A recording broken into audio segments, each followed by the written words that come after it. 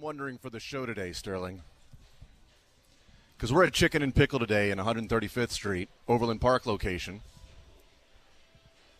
Do you and I talk for the first hour, or do we just open up the mic and let Drake go?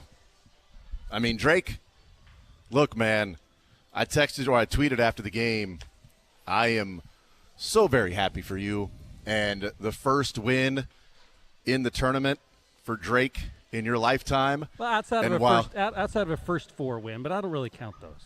Those don't count. No. This is you, because I know when I told you that who would eventually be my beautiful bride was a graduate of WKU. You punched me in the face, and I didn't realize why. There was an immediate punch from you. And then realizing WKU's big upset win in the tournament a number of years ago was against Drake when Drake was the higher seed. And WKU hits a late three, and the Hilltoppers knock off Drake. And so I felt bad immediately. I felt bad with the ice on my eye, but then I also felt bad for you. So first and foremost, I want to say that for one of the best people I know and one of the hardest workers I know, that while last night may not have gone the way Missouri fans hoped, I was so incredibly happy for you, Drake, that you got to experience that, and you get another day, and now you know what? Go take on Texas Tech and see what happens on Saturday. I'm just afraid now I'm going to make Patrick Mahomes mad. You've made me mad, Drake. No, you made me. No, you want me and Patrick on the same side against you? You don't want that, pal. You don't want that smoke. Look, if it comes to somebody that's pulling from Missouri, I think Drake's fine with that smoke, Sterling. Yeah, dude, why? You know, Charles Omenihu back in KC. That's the show today, right? Look at the shirt I'm wearing. Look at the hoodie I'm wearing. Hey, you're wearing Royals. I'm wearing Chiefs. Hey, it's officially Royal and gone basketball season. Oh, and dude. gone Missouri, Kansas, and Kansas State. Let's talk about Cole Reagan on the mound. He'll be pitching first inning today, opening day here at Kauffman Stadium. First pitch brought to you by the parking spot, easy to park parking spot at KCI, and no reason to really talk about what took place at basketball on Thursday. What transpired last night? What transpired last night? Nothing. Vomit-inducing for the local schools and celebratory-inducing for my man Drake. That goes down as one of the most disappointing losses in Missouri history. Not devastating. No, not devastating. Missouri's had a ton of devastating losses. Yeah, I can see the difference. Devastating. There's a difference here. Devastating, not even close. Missouri's had a plethora, hundreds almost of devastating losses. I don't know about hundreds in the tournament. They've had enough. They've had tens. They've had singles of digits of devastating losses in the tournament. Well, if you count football, too, just sports. That traditional, historical Missouri tournament team, self-deprecating gallows humor. If you don't laugh, you'll cry. Joey Gallows humor, which is striking out, which is what Missouri does, actually. They strike out every single time in the tournament when they play a lower seed. And Drake walks on over to the second round after throwing some high heat past after hitting a home run is what took place. Drake had one way to win that game. Missouri had 9 ways they could have won that game, as far as stylistically speaking. And somehow they didn't adjust, and the one-way won. So, Drake, I'm happy for you. The Sterling stamp of approval, which was Missouri's going to win by double digits, was a dumbass move by me. I should have remembered. I am a Missouri alum and a Missouri fan. What does Mizzou do? They give you you know what? When I die, I want Missouri to be my pallbearers. They can let me down just one more time. I thought you were going to say bury you upside down so your critics can kiss your ass, as Bob Knight once said. That's pretty good. Yes. All right, 913-912-4810 is the text line. We're hanging out at Chicken N Pickle today because it's day 2 of the NCAA tournament. You know what happened this morning? The sun came up, and we get to watch more college basketball. I don't know how excited people are of watching more college basketball. I will tell you that it is an easier game for me to get over because and this is what we talked about on Monday, why I was so mad about Drake being the opponent from Missouri. Twofold. I was mad about it because from the standpoint of what Drake is able to do, and winning 30 games is not just by accident. They're an incredibly well-coached team. They have a fun player to watch that is just always in control. never too high, never too low. You don't even know if he has a heartbeat at times. Bennett Sturtz, it seems comatose at times on the floor. Him and Dennis Gates have the same demeanor. Yeah. Yeah, because Ben McCollum and Tamar Bates have the same demeanor. Ben McCollum is all over the place, screaming and yelling, a madman at times, and that's Tamar Bates at times, where Bennett Sturtz is probably like, Coach, hey, chill, Coach. I got this. Watch me pull Luka Doncic real quick. We're good. But I talked about it on Monday. I hated the matchup from a personal standpoint, that obviously rooting very hard for Ben McCollum and Drake and the Bulldogs and the local Kansas City kids on that team to get a chance to shine on the biggest stage, to prove that they are good enough, to prove that they have been good enough for a while. It's just people did not pay attention. And by the way, tomorrow at 5 o'clock, you will have 2 Division II coaches going up against each other. Grant McCasland coached at Division II, finally got his chance at Arkansas State, and then North Texas, and now at Texas Tech. And Ben McCollum coaching, winning championships, undefeated seasons at Division II. See, there's a difference between making some fun run through the tournament and winning the title one time. Yeah. As Missouri went down that road of hiring a D2 coach that did that, and building a program sustainable and out-coaching other teams, and putting and running circles around other programs and building it and continued success. There's a difference with those types of coaches, with Grant McCasland and with Ben McCollum. And tomorrow we get to watch that, and UC San Diego gave Michigan all they could handle. The shot in the air was right on target. I thought it was going in because that's what happens in the NCAA tournament in March Madness. I would have been so mad because I changed it last night because of the Vegas guy we had on here. They did cover. They did cover, you know what? 2.5. He nailed it. Yeah, they did cover. They did cover, and so they took care of the 2.5 last night. But like, we see that. And you get opportunities to shine on the biggest stage, your one shining moment. But Drake's going to get a couple shining moments. I actually don't know if Missouri's even going to show up in the one shining moment. They won't even be may not even be a part of the tournament this year, because that was all about Drake last night. I think from a national perspective, it was all about Drake. Local perspective, yes. For Missouri, it's all about what Missouri now does and how they go from here. Yeah. What do they do to adjust? What does Dennis Gates do? And how much faith is there in Dennis Gates as the coach continuing moving forward? And for Kansas, obviously, it's about regrouping and how do you get back? And it was a great question to Bill Self at the end of the press conference. I think it was towards the end of the press conference. I get my press conferences mixed up because I watched Self and I watched, Dennis Gates, and I watched Ben McCollum's press conferences. I did not care about watching Calipari's press conference. 10 years of shocking. 10 years of him putting on performative art, constant, like he's in theater. He would be a great theater kid. Hey, Cal, you ever done scripted work before? You ever done any scripted work? Just wondering as you are trying out for this particular play. So I didn't watch that one, but getting my press conferences confused. Anyway, wherever it was in the press conference for Bill Self when asked about how do you get back to the success, and his first part of the answer was, it's a fair question. He also, while being candid and honest, and we'll hear from Bill Self in that particular answer, you don't really have an answer. No. It's you got to go and reassess. I think Missouri has to go and reassess. And I think from a Kansas perspective, it's Bill Self as the coach assessing what he needs to do in building his program and getting back to the success they've had of winning conference championships and winning national championships, multiple national championships for Bill Self. So that ain't a fluke. For Missouri, it's also the administration assessing if you have the right guy. 3 years in and one tournament win. You start to assess that. This was a huge season for Dennis Gates. He proved that he could put a good team back on the floor. He proved that last year was more of a fluke than it was a trend in the wrong direction. He proved last year was the anomaly and not 2 years ago when they made the tournament his first year. So he proved that last year was the anomaly. I think for Missouri's athletic department, and I'm not saying fire Dennis Gates. That's not what I'm saying at all. I don't want this to be misconstrued in any way, shape, or form, okay, at all. I'm saying Bill Self and his staff and the Kansas program will assess how Bill Self is going to adjust things and reassess.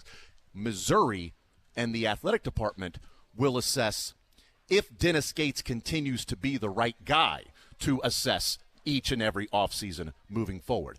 That's the question now. It's 3 years in. He has gone to the tournament 2 times of those 3 years. He's won a tournament game. And after Kim Anderson and Konzo Martin, you'd have settled out of court immediately for a team to do what Missouri did this year and 2 years ago. So that is not lost on me. It shouldn't be lost on Missouri fans overall. But moving forward from what Missouri wants to be or believes they can be or believes that once they were, at one time they were, then there is an assessment after this year and after next year and the year after that, if it gets to that for Dennis Gates. I don't think that's unfair to look at it that way. No, but I do think Missouri has the right guy. I do think that we've seen in the NIL era, he's done a fine job of bringing in transfers that have made an impact. Guys have bought in, including during the horrendous previous year when, not a single SEC victory, but he got guys to stay with Tamar Bates and Caleb Grill. For sure. They went out and brought in more guys, including Mark Mitchell. He identified talent in bringing in John Tonje. Of course, he ended up going to Wisconsin, but he at least identified talent. John Tonje is. You're right. You're right about that. If you want to go the freshman route, T.O. Barrett has improved this year. He went from being unplayable when he first got to Mizzou, and now T.O. Barrett looked like one of the better guys from Missouri on the court last night, and he's a freshman. I thought Boateng would be the guy that if there was a freshman that played, it'd be him. And at the end of the season, he wasn't playing, and it was T.O. Barrett coming out and getting really good minutes. That defensive possession when he stripped Ben Sinnott of the ball was great. He was good. Probably took a forced shot there at the end, spinning. But who didn't take a forced shot? Caleb Grill took a couple. Yes. Perkins took a lot in that. I mean, everyone early on. Everyone wanted to be the hero late in the game. They cut it to one point. And they wanted to be the hero. We can get into that in a second. But as far as the coaching standpoint here, I do think Dennis Gates he has the recruiting aspect. He can identify talent. He understands NIL. He has the good freshman classes. He's getting those recruits. So overall, I've been okay with what Dennis Gates has been off the court. Now, when it comes to on the court, some of the in-game adjustments have been lacking. Some of the clearly in this particular game, that's going to be the lasting memory. It's like a shot of Malort, right, where the season was great, but then all of a sudden you finish the night at the bar with a shot of Malort, and you go, wow, what a horrible night. Because I think overall Dennis Gates did a fine job adjusting in game. But now this is back-to-back NCAA tournament appearances. Well, I guess not last year, but the year prior. Back-to-back NCAA tournament games. Games where it had been poor in-game coaching or the lack thereof. Whether it was going to a zone against Princeton when that's not what you do, or in this particular game when it was just, hey, we're just going to keep running 5 out, and we're going to have Mark Mitchell for some reason try and pretend to screen. We're not really sure. He's not going to post up. It was just perplexing, the lack of in-game adjustments. I actually think Missouri defensively did a good job. I still think even with the lack of in-game adjustments by Dennis Gates, Missouri still should have and probably could have won this game if they would have shot the ball at all at any single normal clip. It wasn't just, again, Drake, a ton of credit. They deserved to win this game. Yeah. But it wasn't like Caleb Grill didn't have a lot of early 3 opportunities early. He was 1 for 7, and I think only 2 of them were 4 shots. He was 1 of 5, and he had 5 really good looks. 2 that were forced, yes. No, early on when he had that wide-open look, and it didn't go, and then the next time he shot the ball, and I said to my son, I go, that didn't look smooth from – it looked like he was looking for his release point. It looked like he was looking for the pocket. As a shooter yourself, yes, once you find that pocket, then it's like the ocean's. It's pop shot. Absolutely, the ocean, the goal is the size of the ocean. That's what he had against Florida and Alabama in games like that. But last night, and really the last month, he's 30-something of 80-something. Yeah, it's not been in good. The last 11 games. Like he's a 25% 3-point shooter, or 20-something of 80. It's like 25% from behind the arc in his last 11 games. And this Missouri team was not good enough talent-wise to overcome that, obviously, in this game. If he's 5 of 7 Missouri wins and things are a little bit different. But in that game, when the first half, like all week long, we're talking about Mark Mitchell should be the player in this game. Yes. He's so good on the interior against bigger, tougher SEC guys. He's the biggest player on the floor. He could have a huge game. And yet, he couldn't get the ball in the first half. He couldn't even touch the ball in the first half. And then they got him the ball, and what did he do? Score 5 points in the last minute and a half of the first half? The last 45 seconds. Right. And then the adjustment is, first offensive possession, let's get a set run for Mark Mitchell. Perfect. Great. Do that. He didn't finish. He got there. Great defense by Drake. I do think there is I do get annoyed at the NCAA tournament at times because you watch one game that's free-flowing and has freedom of movement being called, and another game that is a wrestling match, which was last night, and it happens. Which we thought the physicality would actually benefit Missouri, and yet it definitely benefited Drake. Yeah, because I thought then Missouri could play a little more physical. But, look, in the first half they weren't getting to the free throw line. In the second half they were getting to the free throw line. And the lack of adjustment in the first half, the fact that Mark Mitchell couldn't touch the ball, the fact that Mark Mitchell was either standing on the wing or setting a screen at the top of the key. Yes. Mark Mitchell was the guy setting the screen. What are we doing? Set something up for your man in the post. Like, there's no reason for Mark Mitchell to be on the outside. There's no reason for Trey Perkins to have back-to-back possessions where he's dribbling and looking for somebody, and you've got two guys on the right wing, two guys on the left wing, and they're just standing there watching Perkins dribble. Like, what in the world are you possibly doing? Look, if and we'll talk about Dennis Gates overall, but last night, if you saw Dennis Gates with a flower on his lapel, I would not get close to him because don't smell it. It's going to squirt you with water. Because Ben McCullum put a clown suit on him last night. Yeah. He was running circles around Dennis Gates from a coaching standpoint. You had a really good coach with lesser talented. You had a really good coach. You had a better coach and the best player on the floor last night on one team. And then you had the overall 1 through 10 more talented team in Missouri that couldn't figure out how to get their guys to play connected while the other team was doing what they do well because they got that team to play to Drake's strengths instead of Missouri getting Drake to play to Missouri's strengths. And that's a coaching aspect, that's a player aspect, and that is also a team that knows how to win. They know how to do those things. And I believe Dennis Gates can recruit. I believe the players truly believe in Dennis Gates and will play for him. That I do not question about Dennis Gates. What I question about Dennis Gates is, in a game like that, does he have the coaching chops to will and get his team in coaching maneuvers to win the game? And we can dismiss the 0-18 last year to injuries and everything, but what I said at the end of the year and I said in the offseason leading into this year was my worry for Dennis Gates as the coach is we can excuse the 0-18, but how many one-possession close games at the end did they not execute last year, which resulted in an 0-18? Look, 0-18 is bad. Is 3-15 any better? I mean, in theory, yes. It doesn't make you sleep any better at night, but it would make you feel a little bit better if Missouri executed a couple of those games last year and found ways to win close games. But that wasn't the case last year. And what happened this year? The last 2 years, Missouri in 6-point games, two-possession games, they're 3-14. In the last 2 years, 3-4. That's my concern with Dennis Gates. Is this team this year was winning? Alabama, great win. They won by 12. Sure. A&M, they had back-to-back possessions where they didn't execute. And then on defense, Dennis Gates puts Marcus Warwick, not a defensive guy, on Wade Taylor, Texas A&M's big shot guy, and Warwick got lost, and Taylor hit a three. Why wouldn't you have Anthony Robinson or Perkins on Taylor? Why wouldn't you face guard Taylor? There's no reason not to. He hits a three. You lose that game. They made the plays down the stretch at Florida. So they have the capability to do that because that was not a one-point game for Missouri that they were up by 8 with 30 seconds to go, and Florida hit a couple of threes, and then it was they were down 4. Florida comes down and shoots a three. It goes in, and you win by 1.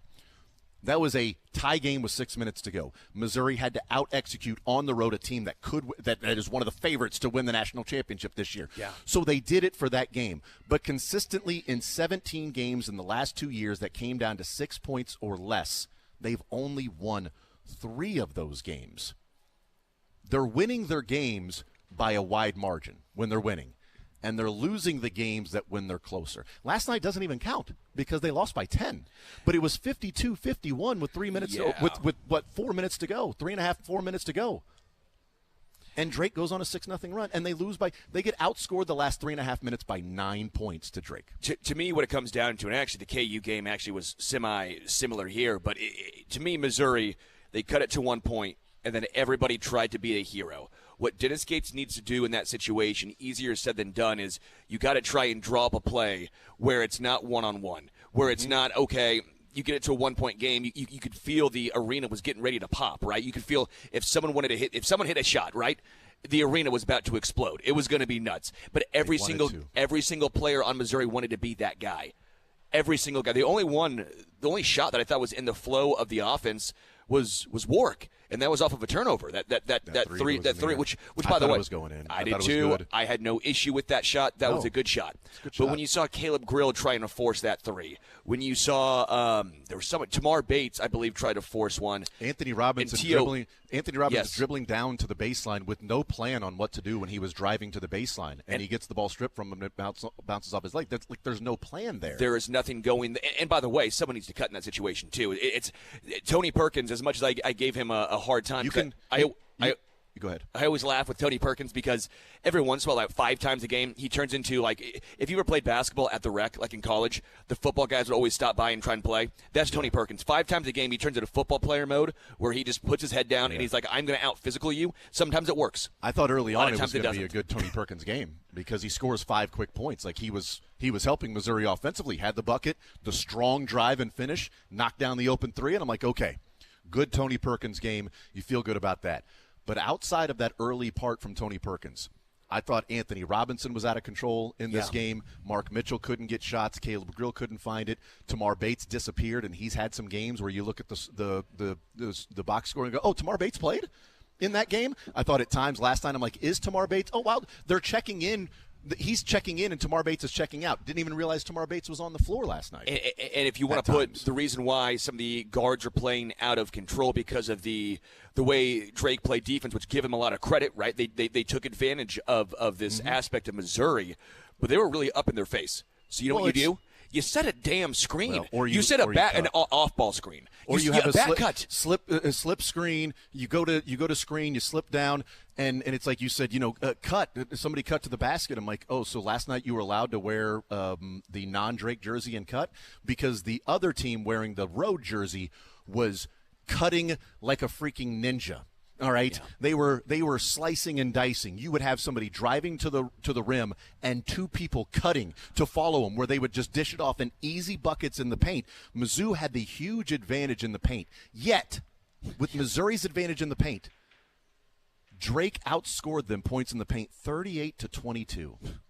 38-22 points in the paint last night. That is an embarrassment for a coach who has a team that size. They gave up for Dennis Gates. 9 offensive rebounds to Drake. 9. But again, it's driving and cutting as opposed to Missouri driving and hoping a kick out comes to me so I can launch a 3. Can I give the one pushback I'll give to Dennis Gates, who's getting blasted, and I understand why. Like, I'm not saying he did not get out coached, because he did.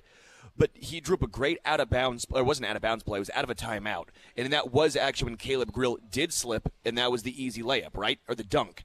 That was out of a timeout, right? No, the back door. The back door, yeah. Right? The slip screen. Yeah. But when that – well, the slip screen was to, I think, down low to either Mark Mitchell or Trent Pierce, one of those two. But it worked. It was out of a timeout. It was out of a timeout, and it worked. But he said in that timeout, and it was brought in the broadcast, he can't go out and play for these guys.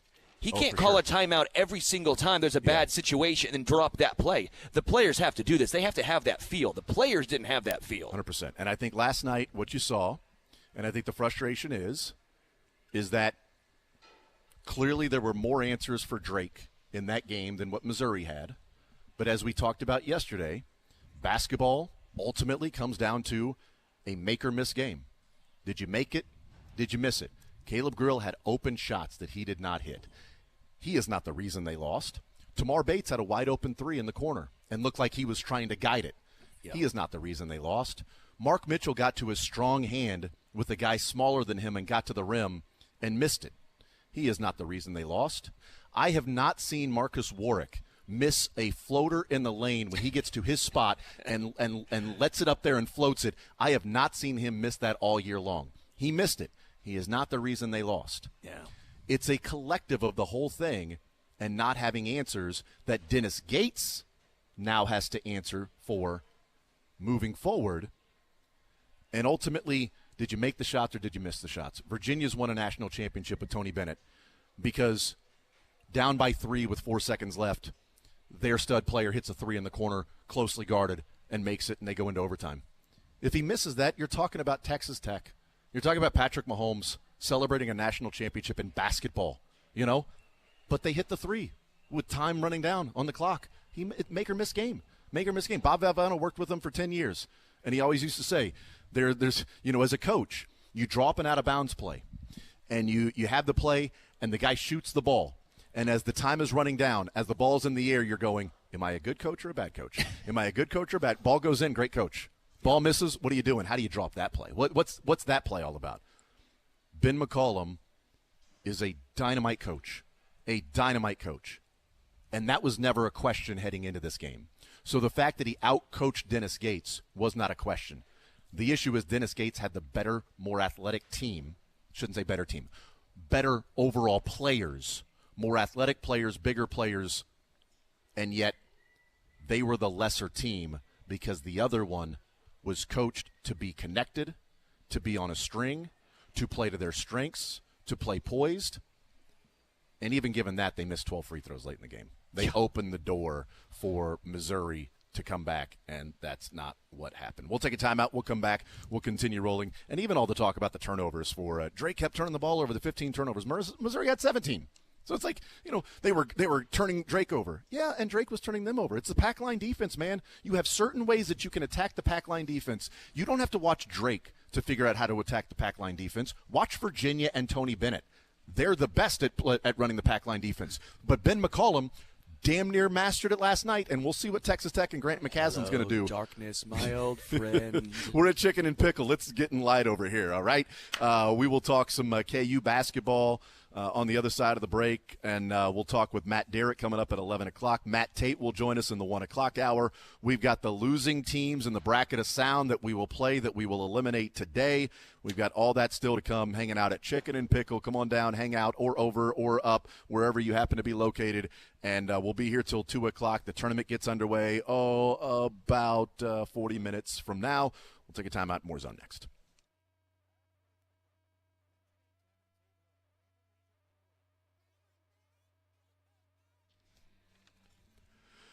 Guys, if you're out there and you happen to be suffering from erectile dysfunction, it is not something that will simply just go away on its own. It is something that Heartland Men's Health is telling you to go and get it checked out. Figure out what is going on, because some men will wait months, they'll wait years to figure out what the problem is. Maybe you've tried the pills or the herbals out there, and maybe they've worked for a while. And if they're not working anymore, well then Heartland Men's Health has treatments that work when the pills or the herbals fail. In fact, they have treatments with success rates well over 90%. There's no need to wait. There's no embarrassment to it. Simply set up the consultation appointment. Schedule that with Heartland Men's Health. Walk through the door could be the most difficult part of figuring out what's going on. Your initial visit is only $99. That includes a medical consult with a licensed medical provider, a T and PSA test, and if medically advised, a test dose.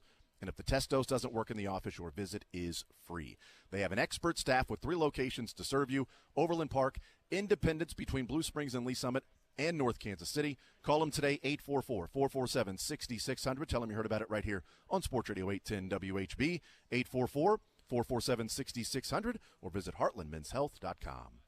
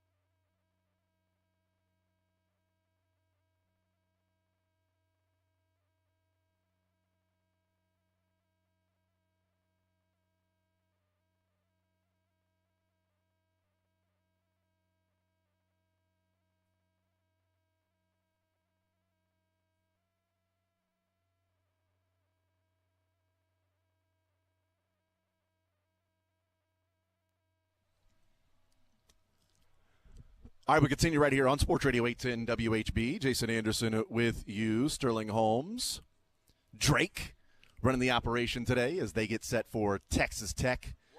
A little. Oops, are you going to?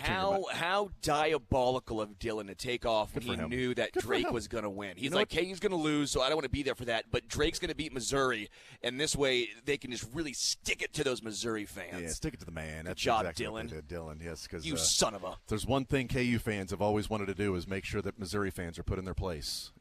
Thank God. It's that's all KU fans have is rooting against Missouri. That's all they can do. Oh, wait, they've won championships, damn it, and gone to Final Fours. Whatever. If you're into that sort of – look, if you're into winning conferences and going to Final Fours and winning championships, that's fine. Some of us are in it for the love of the game and doing it the right way. Academic standards. It's much more difficult to get into Missouri. I like pain. I'm a Mizzou fan. I like pain. Missouri has a better academic standards, though. I mean, it's really about college. These are student athletes. You know what I mean? Do it the right way. I'd rather lose and do it correctly than win and cheat. I'm just joking. I would much rather be I would cheat so hard. I'd much rather be the scummy program that wins. Give me the scummy program I would, wins. if I were a AD, I would cheat so hard. I would be, like if a politician, I would be so corrupt. Whoever gives me the most money. Well, when they moved on from Gonzo Martin, there was one person on the air saying, go hire Rick Pitino.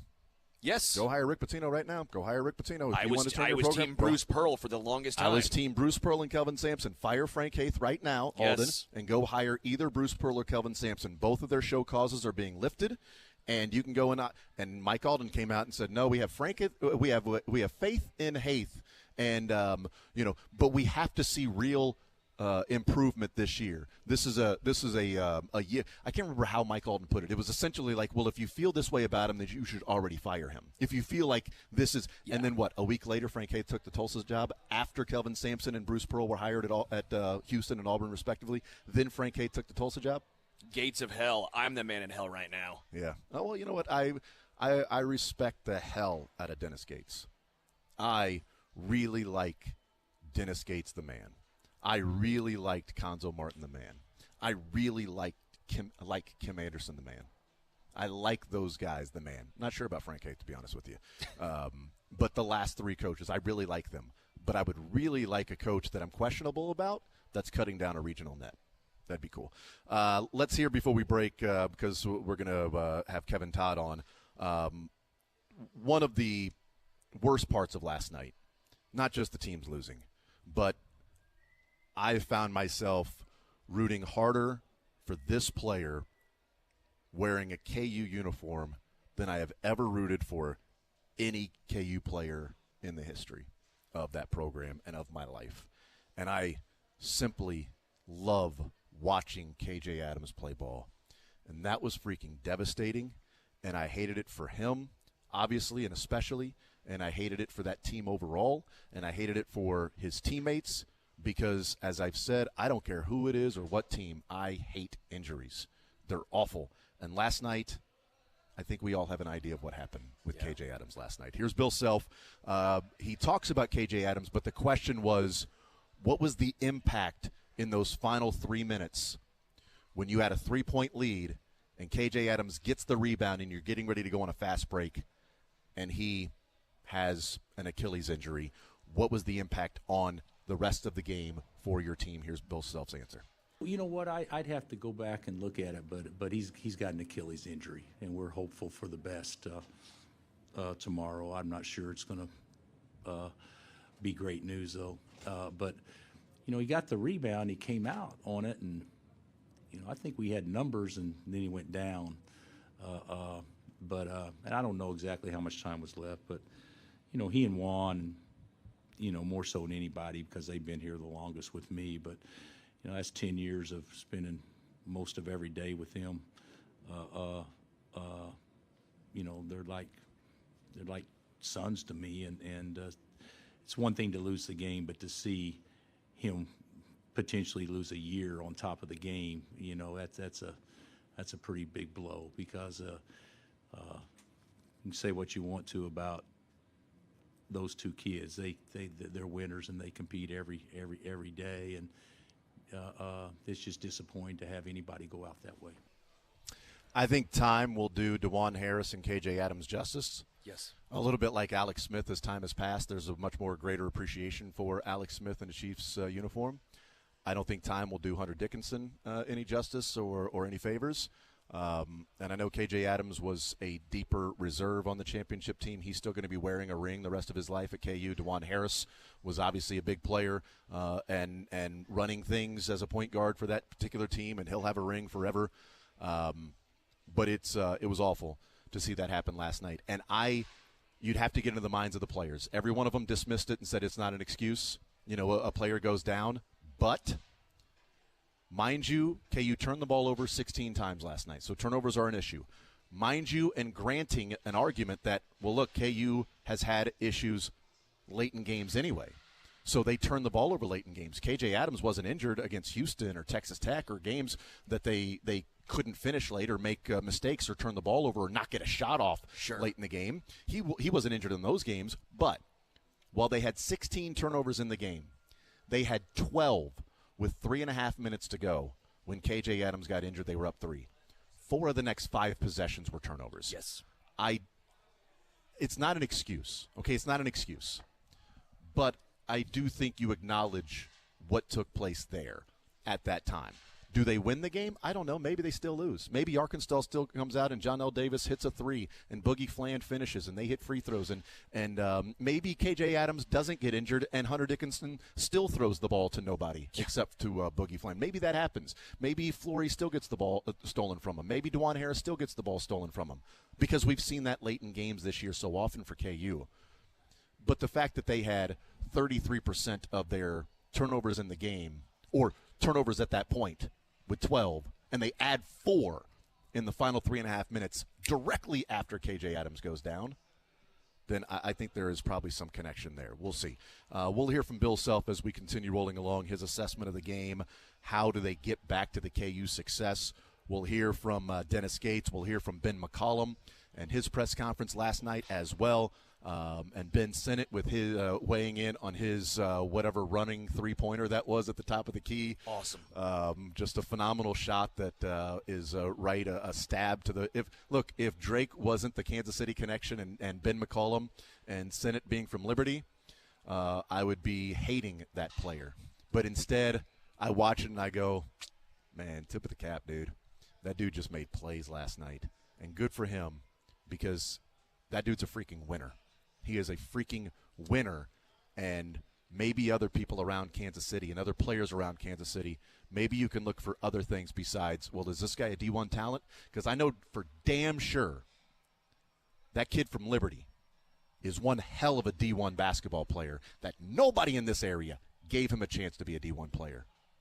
And that's on every single local coach for overlooking him, and that's on Ben McCollum for recognizing it and seeing what he can be. And it's on Ben Sinnott for busting his ass to be the player that he is. So congrats to him and Drake, and I hope other Kansas City kids get some longer looks at what they could do at the D1 level as opposed to, well, he doesn't really have the size and the – I don't know. Well, maybe he's Austin Reeves, which Ben Sinnott may be the next Austin Reeves. Who knows? We'll take a timeout. We'll come back. We'll hear from Kevin Todd, VegasMistake.com, coming up next.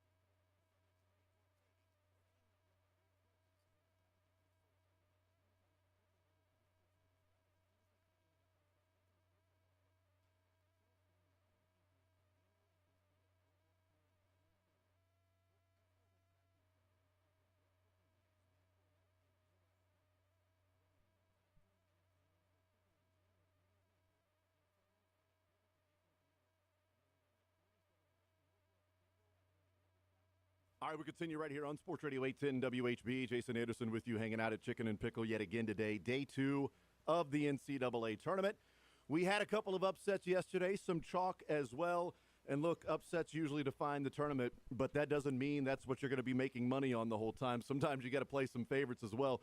Joining us now, it is Kevin Todd from VegasMistake.com. You can give him a shout, 866-441-2711, to go and check that out and see the plays they have. Kevin, welcome into the show, at least for us, 1 for 1, as you gave out Michigan yesterday, -2.5, and they did it. Yeah, I mean, they tried to blow that lead. I actually fell asleep when they were up 13. I see they won by 3. But listen, a win is a win. Your bookie doesn't pay you anymore if you win by a half a point or if you win by 50 points. You get the same amount of money you win, the amount that you bet. Yeah, I wish they would, though. Why? Well, wait a minute, because I don't want to have to pay more if my team loses that I bet on by like 10 or 15. So I guess exactly. I'll take it from there. But yes, it's VegasMistake.com, and we had you on yesterday to tell people about it. And again, 1 for 1, but it's 866-441-2711, and another huge day of college basketball. Kevin, it kind of feels like, when we go through a day in the tournament and it doesn't feel like there's some crazy buzzer beaters or a lot of crazy upsets, feels like the other day is filled with that. It's like one day or the other, and today just might be some madness. Well, it might happen today, but let me just tell you right now, all my clients and everyone who signed up yesterday had a profitable day. We went 2-1 yesterday with our selections. And today, let me tell you, I have my best bet going for $19.99, guys. My best bet. And what we do over here at Vegas Mistake, we focus on the games where we believe the wrong team is favored, or we identify where the totals are off by a significant number. And I'm telling you, folks, I have a performance promise for you today. And what do I mean by that? Is that if I don't perform for you today with my one game, which is my best bet, you will get the rest of the weekend on me. All you have to do is go over to VegasMistake.com or give us a call at 866-441-2711. I'm telling you, folks, nobody in my industry does a performance promise. What they do is they take your money and they don't care. I have to produce for you. I have to put money in your pocket, because if I don't make you money, the weekend is on me. And I'm telling you, I love a game today where I believe the odds makers made a huge mistake, and this is my best bet for $19.99. I believe the wrong team is favorite. And if I don't win this game, folks, I'm telling you, you get the rest of the weekend on me. Go to VegasMistake.com or give me a call at 866-441-2711 for my performance promise selection. And it like in the NCAA tournament, you can throw a dart if you want to. You can fill out a bracket. I never give people bracket advice because they have just as good of a chance as I do. Even though I watch these things. But like for instance, a game today that's coming up later on, like right after I get off the air, the first game I'll be able to sit down and just watch in its entirety is Vandy and St. Mary's. And like I've watched Vandy this year because I've watched the SEC. But I'd be lying if I said, man, I've checked out all these West Coast Conference games and St. Mary's. Let me tell you all about that. Let me tell you how these two teams match up. It's going to be pretty difficult for somebody to say, I know about the West Coast and I know about the SEC, and I understand the specific matchups as to what will make St. Mary's a good bet at 4 or Vanderbilt a good bet at +4 in this one. Well, that's a great point, because let me tell you, that's the game I'm giving you for free. This game opened up at 4. It's now moved to 4.5 in some spots. So let's take a look at this game. Now, we just watched Gonzaga play Georgia, an SEC team. They got blasted out of the stadium. The game is over in the first 10 minutes. Then you go on and you watch the same kind of pace team that St. Mary's has, that Drake has. And what did Drake do to Missouri? Beat them by double digits. And I understand that Vanderbilt was one of those teams in the SEC that was like overachieving. I know they started out 12-1 straight up, and they also started out 10-3 against the spread their first 13 games. But let's face it, this is the toughest conference in basketball. They got 14 teams in here, so not every team is great. So they basically based it on if you got lucky and beat this team, or if you played this team tough, you got into the tournament. Because, look, Georgia was an iffy team on the bubble. They put him in. They got smashed. Same thing with Vanderbilt. They were a bubble team, and they got in. And now they're playing St. Mary's. Listen, they beat Gonzaga twice. They lost to Gonzaga in the finals only because they shot 0 for 16 from the three-point land. If they would have made 3 for 16, they beat Gonzaga again for the third time. But we all know it's very hard to beat a team 3 times in one season. I like St. Mary's here in this, laying the 4.5, and let me tell you why. First of all, they're first among in Division I teams in rebounding possessions. They rebound pretty much 57.4% of the time, which is first in Division I. They rank second among teams in Division I for three-point field goals made with this season. And I'm telling you right now, they play really good efficiency defense. Okay, they slow the pace down just like Drake.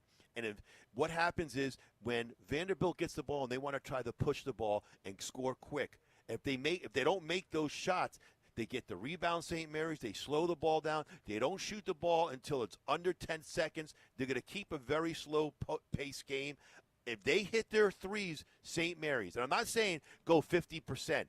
If they can hit, let's say 7 or 8 three-pointers in this game and they play their defense, I like St. Mary's in this game, laying the 4.5. Just like I told you yesterday, Michigan laying the 2.5 was a winner. I know the game was closer, but we won. Same thing here goes for St. Mary's. So we're going to take St. Mary's as my free play, folks, minus the 4.5. But more important, I have my performance promise play for you today. Hear me out. If I don't perform for you and I don't promise to win this game, you get my weekend for free. You get my best bet for $19.99. All you have to do is go to vegasmistake.com or give us a call at 866-441-2711. No one in this business, folks, does a performance promise. They take your money. If they lose, they say, okay, pay me again. No. I have to perform for you. I need to win this game. I need to put money in your pocket for this game in order for you to come on board for the weekend. But if I don't win, folks, you will get the weekend free on me. Go to vegasmistake.com or give me a call at 866-441-2711. And I'm telling you, my best bet today, I believe the wrong team is favorite. It's 866-441-2711, vegasmistake.com. And to clarify, Kevin, just so those that are listening, St. Mary's minus 4.5 is the game you're giving out for free. Not necessarily the best game of the day. That's not your best bet, best game of the day. That's the one that you check out, vegasmistake.com or the phone number, and then you get that one. You're just being gracious and giving us St. Mary's minus 4.5 just for free. Absolutely. I'm just giving you my personal opinion on this game on St. Mary's. But if you want a game today where I'm having my clients move 3, 4, 5 times their normal amount, I'm telling you, folks, go to vegasmistake.com, 866-441-2711. You get my performance promise. If I don't win this game, you get the weekend for free, and it's $19.99. That's less than you going to a restaurant having coffee, eggs, and bacon these days. There you go. Kevin Todd, vegasmistake.com. Kevin, thank you so much, man. Best of luck today. Go get them. And I'll speak to you next Thursday. Looking forward to it. There is Kevin Todd. Again, vegasmistake.com. Check him out, 866-441-2711. We'll take a timeout, come back, continue rolling. Matt Derrick coming up next.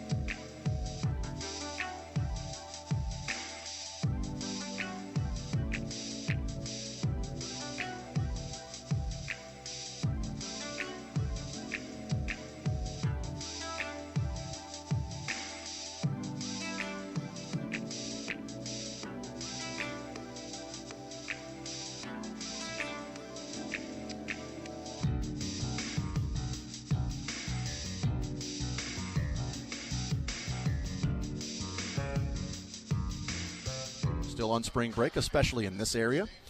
Spring break is this week. Then come on, stop by to Chicken N Pickle, watch some basketball, get a $2 kids meal. I'm a kid at heart, so I feel like I should be able to get that special. Yeah, and I feel special. There's a couple. I'm a kid at heart, and I'm special. Yeah, Boom. That's true. And if you're down here, when you're down here, you should come down here, up here, over here, wherever your location is, and register to win a foursome to Sycamore Ridge Golf Club. We are giving that away. We gave away the foursome to Adams Point. Sycamore Ridge, we're doing that today. You come down, and it's only going to be people that register today in person at this Chicken N Pickle location. We will do the drawing. We'll give it away. Yesterday, we did the drawing at about 1:58. And Marucci read the name, and there was a guy about 5 feet from us that was like, yeah, that's me. Like, oh, really? We're going to don't have to call him or email him. He's like, yeah, that's lovely. me. And Marucci, such a trusting person. He was like, oh, that's awesome. Here you go. I'm like, you didn't want to check his What's ID your phone or number, anything, just some sort of identification process. So verify that. He got scammed. Marucci got scammed. He's actually also going to donate to a prince. There's a Peruvian prince that is that can give him the inside track on a lot of money. He's going to $10,000. They're going to give you $500,000 in a month. All you got to do is send that $10,000 to him. That's going to be very easy to do. Also, want to make fun of myself, as that's easy to do because he's done that before. But I combined. This is great because Drake sent me a text at the end. There was like, "Are you doing that as a bit of saying Ben Stinnett?" And I said, "Was I saying Ben Stinnett?" Then no, it's not a bit. What I have done is I have combined Ben Sinnott at K-State tight end, and Ben Sturtz at Drake to come up with Ben Stinnett. And anybody that listens to the game understands that I'm really, really good with names, great with names. Yeah. And so it was in no way, shape, or form disrespect to the Sturtz family, and certainly Ben Sturtz because he's a fantastic player. It's just my inability to, if there's an S or a T and it's a Ben and whatever it is that can combine those, whatever the consonants and vowels connection and collective of those the are. Zone with Jake Manderson. I mean, honestly, it's probably the case. But yeah, I was saying Ben Stinnett. And obviously it's Ben Sturtz. I know it's Ben Sturtz, but that's why I was like, Drake, what are you talking about? Am I doing it as a bit? What are you saying? You're saying Ben Stinnett. Well, if I was saying it that it clearly was not a bit, I'm just an idiot. I'm just a Joined now jackass. by Mark Carrot. Yeah, so I do appreciate the texts that are coming in. I almost said something when you were saying it, and then I was like, wait, is there some kid at the end of the bench that came in and had a play? And, did I get a text during the game? Because I was getting a lot of texts. A lot of people were, I got a lot of well wishes. I thought maybe I just missed something. Yeah. And somebody came in and no, it's just you. Yeah, no, it's just me. Yeah, no, I appreciate the text line too. As we went to break, and let me know that hey. Are you talking about Ben Sturtz? Or I'm like, yes, who else would I be talking? I don't understand. Why are you guys questioning who I'm talking about? Obviously, I'm talking about Ben Sturtz. That's what I was saying. What did you guys hear? I'm going to have to go back and listen to the tape because I think I was saying Ben Sturtz. I just don't believe literally everybody else that heard something different. So that's just me. I'm gonna sleep and go to bed, and I'm going to rest and lie easy in my denial of the whole thing. Yeah, the lie part's correct. That's right. No, but obviously Ben Sturtz is a fantastic player. And I do love this text that came in. One of the texts that came in said, you were passionately talking about no D1 interest in the Drake player, referring to him as Ben Sinnott. Did you mean Ben Sturtz? Yes, and that's what's ironic about it, is me passionately saying this guy and others like him should get more interest and more respect as high school players. Loves Alanis Morissette. I'm still hung up on Jake Manderson being your porn name. No, I think that would have been like Thomas Ridgeview, the street you grew up on and your middle name. I'm Butch Rosewood. Your first pet, and then the street you grew up on, Butch Rosewood. Come on, that's strong. Tippy Wild in here. Tippy Wild. Drake? Honey Ravine. That's it. That's the one. Your middle name is Honey. How I've about actually that? Jason Honey. No, Oh, it was your pet. I thought it was your first pet. Yeah. I've heard about Honey Ravine before. Oh, then mine would be Rocky Ridgeview. Rocky Ridgeview. That's even Yeah, better. I figured Sterling's would be like Fido 155th Street. I like Butch Rosewood. Butch Rosewood is strong. It's strong. Matt, how you feeling today after the NCAA tournament has ended for all the local schools?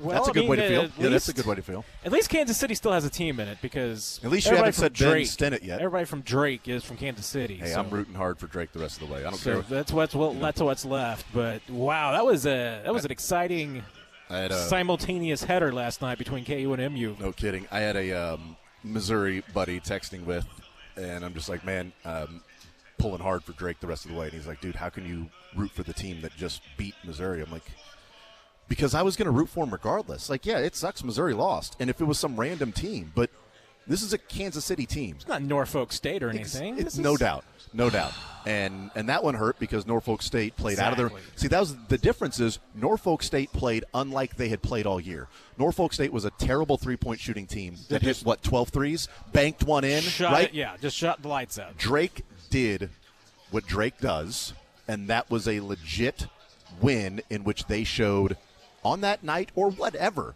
that they were the better team and certainly the better coach team. So there was no flukiness to that. I think there was a flukiness to Norfolk State hitting all those threes because what did they do against Florida the next day? They went like 3 of 25.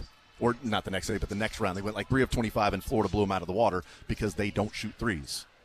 What are you going to do? Those things happen in the NCAA tournament. Hampton would lose to Iowa State the next 9 times they played with Tinsley and Marcus Fizer. Middle Tennessee State would lose the next 9 times to Michigan State. But those 15 seeds ended up winning what on happens. that day. That's all that matters. And I don't. I would, and by the way, Drake would not lose to Missouri the next 9 times. That thing would probably be 5-5 if they played 10 times, from what I saw last night. and let's be real. I mean, I'm always going to be happy that KU loses. I mean, it doesn't matter. But I mean, now I feel like there's at least some camaraderie here. We can all be like, well, we're all in the same boat. Wallow in our own misery We're all together. the same. Let's just all have some Dr. Pepper and beers, and right. we'll all be good. But I gotta say, outside of seeing some, guys like Ben Sturts from Liberty, yeah, go Liberty. You sure it's Sturts? Is it not Stennett or Sennett? Pretty sure it's Sturts. I'm just but going to stick with Ben. It's obviously Sturts, I was yes. going to say it's obviously Ben. Liberty boy? Liberty boy. Although I'm in Liberty North District, but I mean it's still. Are you allowed to root for Sturts? Oh yeah, absolutely. Okay. It's all I same didn't- school district here. I didn't know. Like I had trouble rooting for Drew Lock. Being a Lee Summit kid when I'm a Lee Summit North kid. Like that was Yeah. difficult. Like No, the boys at Loyola with the Blue Valley Northwest guys. I'm like, I don't know, man. I don't know if I can do that. I was on the Molly Miller to Mizzou bandwagon, Yes. and you don't understand how hard that was because she went to Kickapoo. Springfield Ooh, that's Kickapoo. a good one. Yeah, that's And, really a when rivalry. when you're a Northsider from Hillcrest, and you're talking about Kickapoo is the worst place in the world. Tenacious Sure, from D had a Hillcrest. song about it. Kickapoo? Yeah. You know what I'm talking about? I don't, but Oh, Meatloaf was actually in it too. You're a big Meatloaf guy. I So missed that one. Dang. The food or But I mean, outside of watching Drake, the most entertaining thing of last night that I want to see more of in the NCAA tournament is Megan Calipari. So she was entertaining. yeah, that is a. Let's just say that's it's an interesting family when it comes to watching those games. Intense family. They are intensity in 10 cities. I'll just say that. I mean, and also you got Menyewu from Staley. So you got a Staley kid up there. So you got, Right next door. he didn't come through with the free throws, but he came through with some big rebounds last night. So you got a Staley kid. You got Here's what I love about school districts and how they all work, and the fact that usually you're building new schools where you get some nice piece of land Right. that a developer will set aside for you and make it work and everything. I live in the Liberty School District. The elementary school that is in our district is literally across the street from an elementary school in the North Kansas City School District. Literally across the street from each other. an elementary and another school. 2 elementary schools next door to each other. Oh, dude, rival elementary schools get after it, probably, don't they? Egg fights and I hope so. I mean, that's what I would be doing. Yeah, that's awesome. And Tavion Banks is a KC kid as well. are you so- sure it's not Tamar Banks? No, that one I know is Tavion Banks for whatever because I was going to say Binks. Binks. Yeah, no, it's just great. You get Chrisman kids, Staley, Liberty, I'm a Truman guy myself. Is Willard? Was Willard, Missouri? Was no Willard High School? Was it in Springfield? It is. Willard is in Willard, Missouri. Yeah. It's Was that a rival or anything? Because that's a Bray who went to Willard. It's right next to. I mean, it bumps up to the Springfield School District. Okay. Willard's was a little bit smaller back in my day. Although I did live in Willard for a period of time. Okay, I didn't know if maybe you So, had a small problem world rooting for Drake with a Brayu there doing what he's been doing. Willard is, if I'm not mistaken, I believe that Willard, one of their claims to fame was the fact that their band was playing at the 1980 presidential election. And they were getting ready to come up in the parade, and I think it was like Jane Pauley or something was doing the parade, and said Willard High School. And immediately after she said that, they cut to breaking news about the hostages being released by Iran.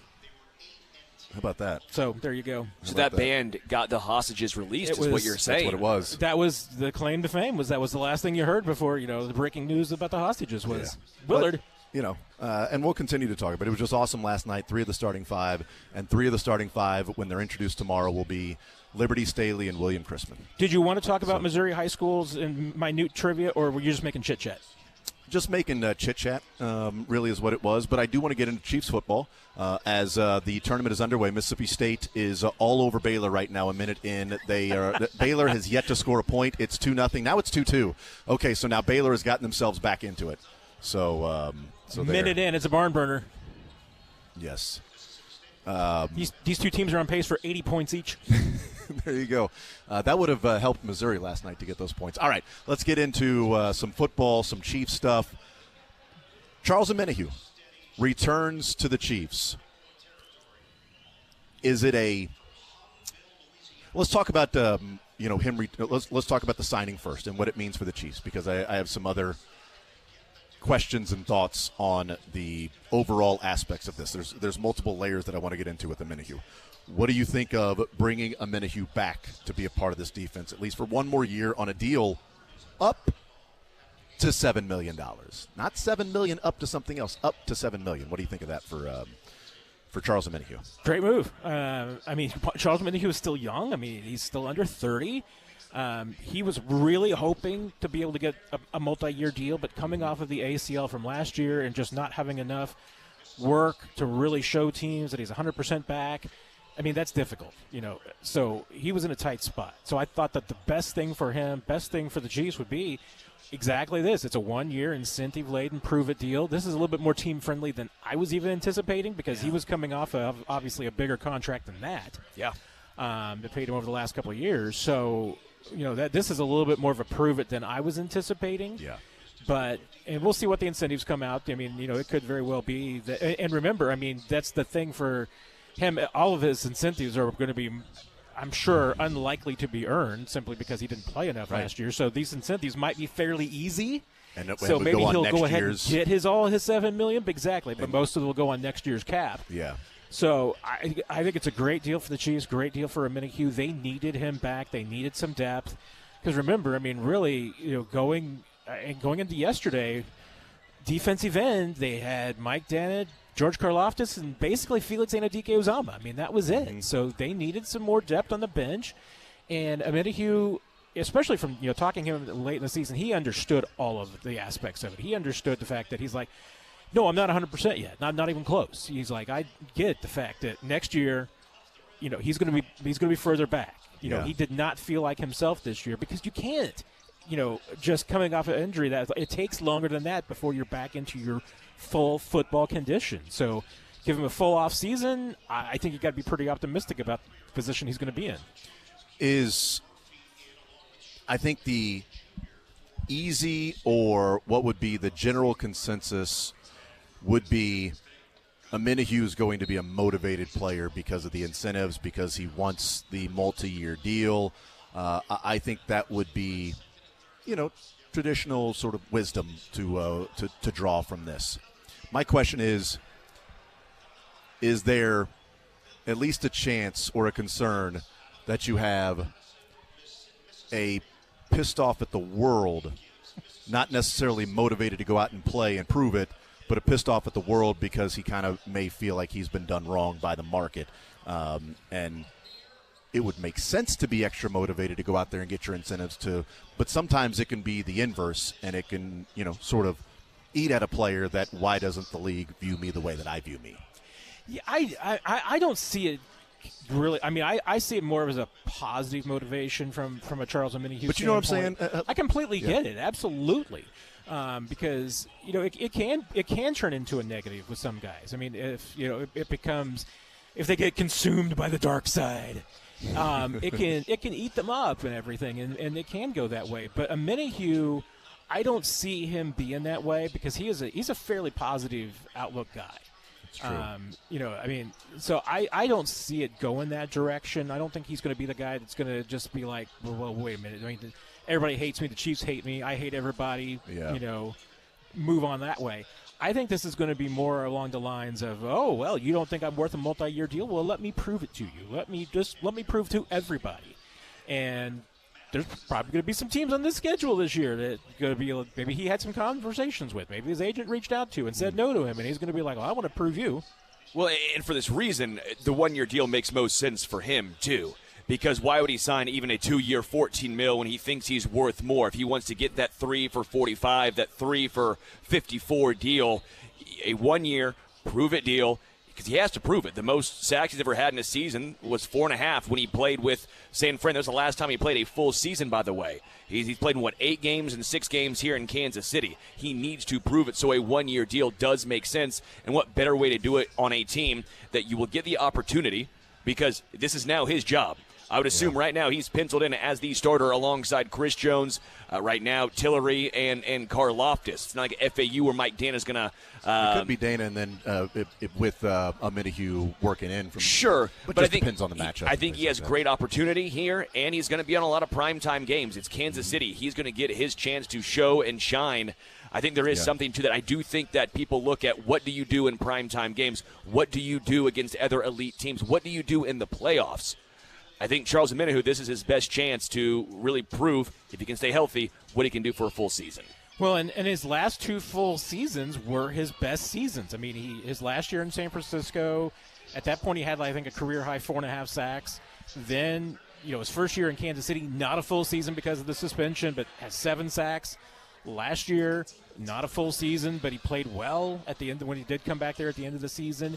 And now, if Charles Omenihu, and you can go out there and you can have yourself a healthy, full season for the first time in Kansas City, you go out there and have a contract year, you get double-digit sacks, which based on his performance the last couple of seasons in Kansas City in this system, he's capable of. He can go out there and get you double-digit sacks. You do that, you're going to hit the free agent market again next year at age 28. You can get some bank. Yeah, 11 games, like you said, 11 games. He had 7 sacks last year. You always get to the point of last year, this past season, last year, but 2023. Now we're at the point to where we have to say the specific year. So 2023, he had the 7 sacks in 11 games, and you would think if he plays 6 more games, then you might be able to get 3 more sacks. Get a half sack a game. The ratios are really good. Yeah, right. Especially in the playoffs for Charles Omenihu. Yeah, and the forced fumbles and things like that. What does he do? What's with and without an Omenihu? Let's say Omenihu walks and somebody gave him a 2-year, $25 million contract or something, maybe something he was looking for. What are they losing if that were to happen, which is the inverse of what do they have? What does Omenihu bring to the table as to why Spags likes him, what he does for this defense? I mean, if you take a look at what you do have on the defensive end and at the edge position, like I said, I mean, you really only have Dana Karlaftis and Felix. And B.J. Thompson. Well, that's why I'm not even dividing the line because, B.J. is going to become – I don't even know what his situation is going to be this year. I mean, you're rooting for him, but it's going to be a challenge for him and, where his conditioning. So that's why you're talking about, if you're just talking about players who have been on the field and gotten some things accomplished, those are your 3. Well, who are they? I mean, Karlaftis, which you can say is a consistent rushing, productive rusher. I mean, maybe not everything you'd hoped he would be yet for a first-round pick, but he's a productive pass rusher. What is Mike Dana? Mike Dana is, honestly, primarily a run defender pursuer. I mean, he's a good pass rusher, but that's not really what I think of when I think of Mike Danna. When I think of Mike I Danna, think Mike Danna is of a guy serviceable pass who rusher. Sets the edge well, plays the run well, pursues well. Is tenacious, has got the motor. But is he just a guy who's just going to beat you and crush you like George Karlaftis can for a sack? No, he's not. He's not a sack machine, and even Karlaftis is maybe not a sack machine. But and what's Felix? I mean, Felix at this point, what he's shown to you is he's a backup situational pass rusher. Machine. So he's not. I mean, you don't have somebody like a Minihue. I mean, he and Karlaftis are really the only two guys you would say, okay, those are consistent get after the quarterback edge rushers. So, I mean, when you go back to the 2023 season, I mean, one of the reasons why Chiefs had 55 sacks is because you had a guy like Charles Minihue out there for 11 games, and he played well. He had those 7 sacks in those 11 games, but there were often times that his presence on the field helped other guys because he was getting more attention, maybe not as much as Chris Jones, but he was getting more attention. It helped. And it's not a coincidence to me that without Charles and Minihue this year, George Karlaftis' production went down because he probably didn't have as much of a Minihue on the other side helping him out. How have we not come up with, a James Brown sack machine? He was a sack machine. Or AC/DC. He was a sack machine. I had him moving clean. He was the best damn pass rusher that I'd ever seen. Sack machine, TMMD. There we go. We need to take a timeout. We'll take a TO, MD, right now. 913-912-4810 is the text line. I do like the text that came in at the beginning of the segment. We were talking about Ben Sturts / when I was saying Ben Stennett because I'm an idiot, was saying it's actually pronounced Devon. Thank you. That's a throwback to the first year on the air when I was kept saying Devon Dotson instead of Devon. It's Devon. No, it's Devon. Is it Devon or is it Devon? It's Devon. I love that throwback. Well done. That's a deep cut, Sterling. We'll take a timeout. We'll come back, continue rolling. We are hanging out at Chicken N Pickle. The games are going on 10-10. Mississippi State and Baylor right now is getting the Friday edition of the games underway, and we will continue with more Zone right after this.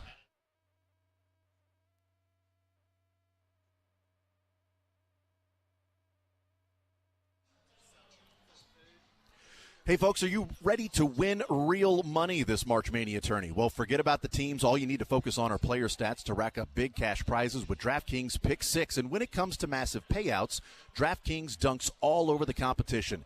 Pick 6 is available in most states, including Missouri, California, Texas, Georgia, and more. You track your picks for a shot to win huge cash prizes. It's as simple as that.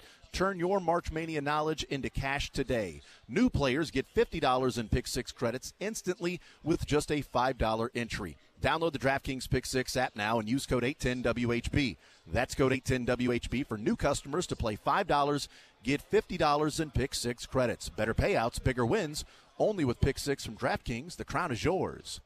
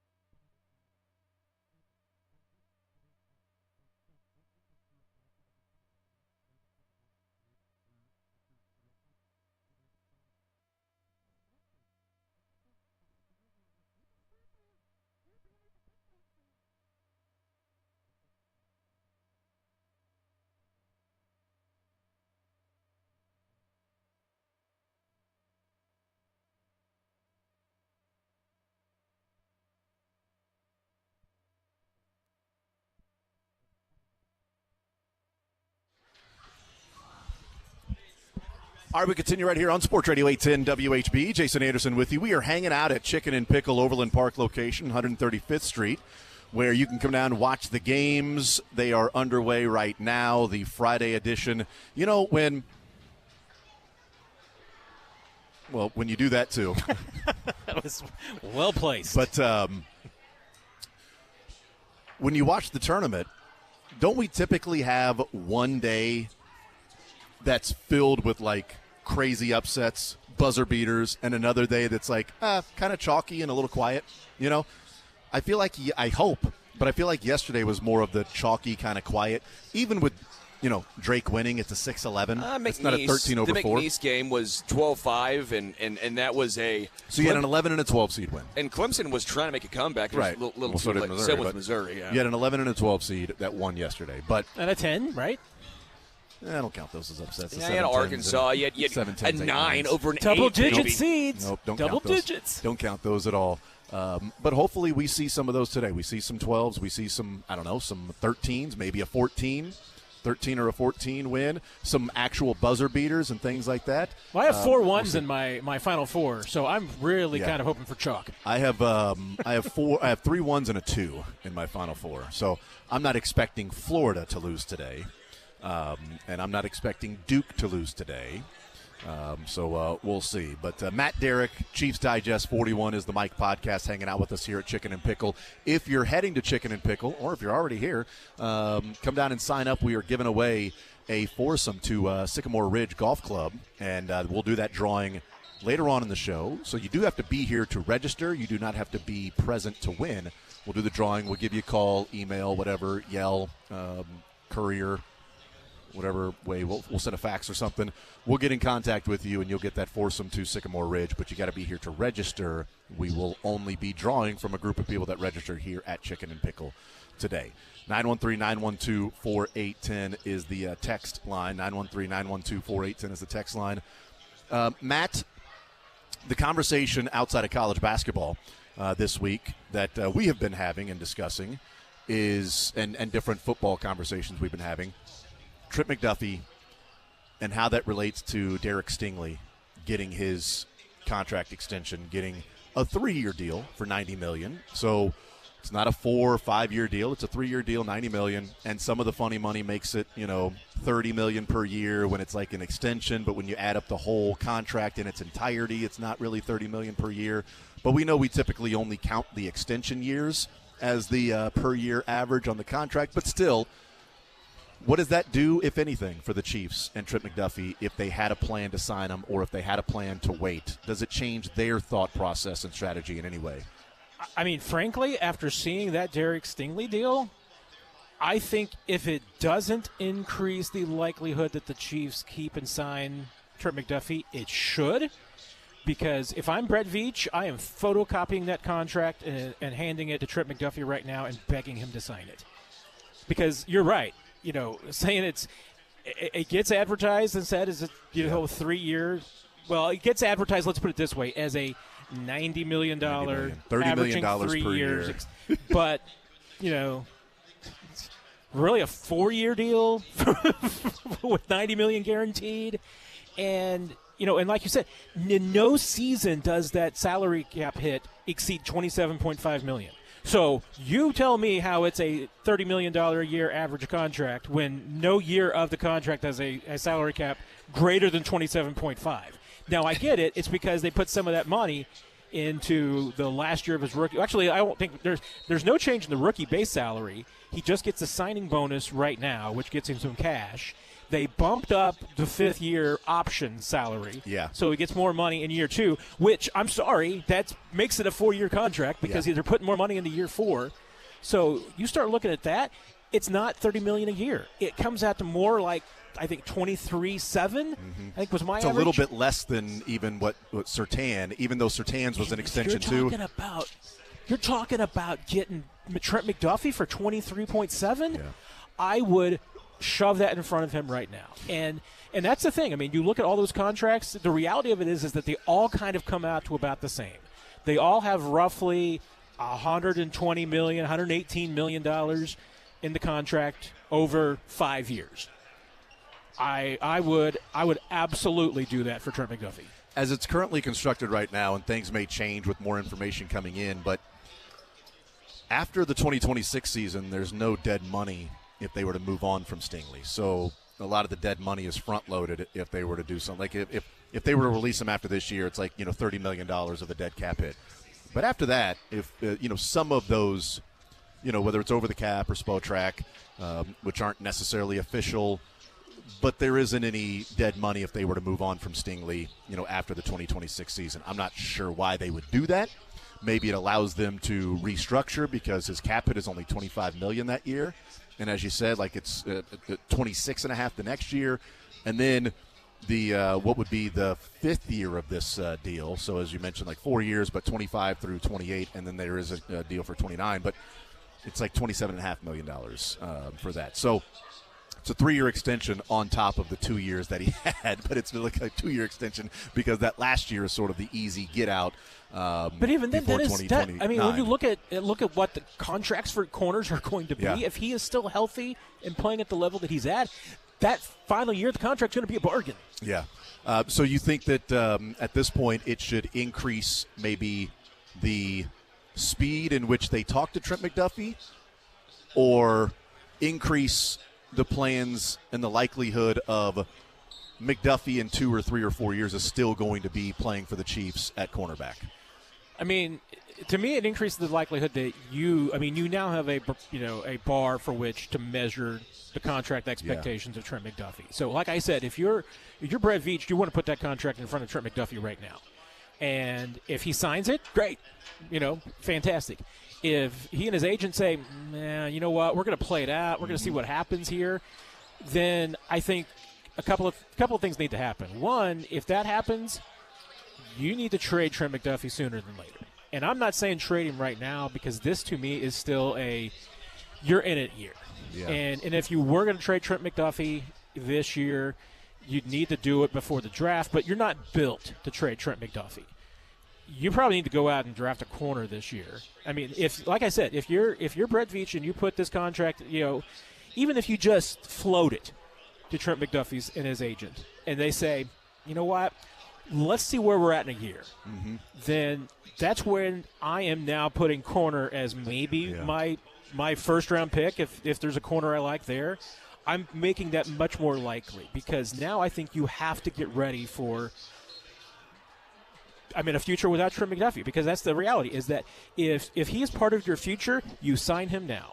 If he is not part of your future, then you've got to trade him before the 26th season. Well, because Matt, that's when his value is going to be the highest. A future without Trent McDuffie is a future I don't want to live in.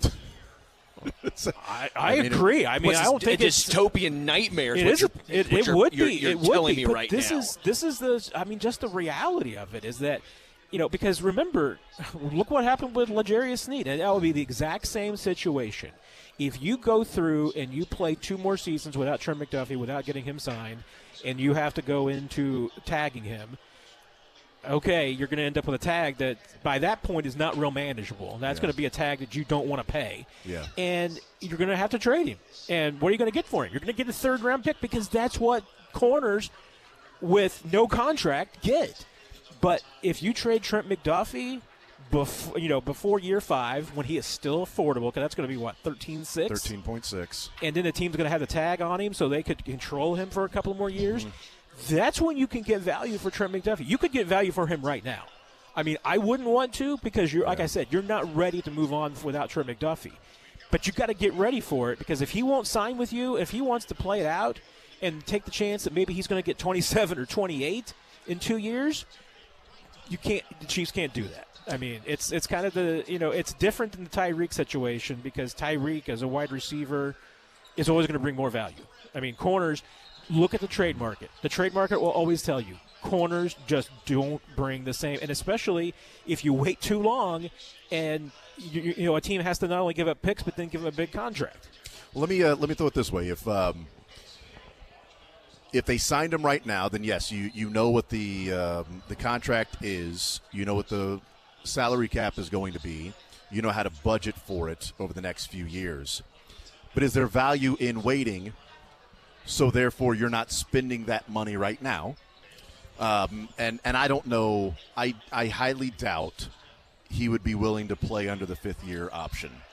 I think if you get into next year and you still don't sign him, there's a pretty decent chance that it might be to where, yeah, I'm going to hold out. Like, I'm not going to play under the 5th-year option, especially when we both know that I'm a Pro Bowler.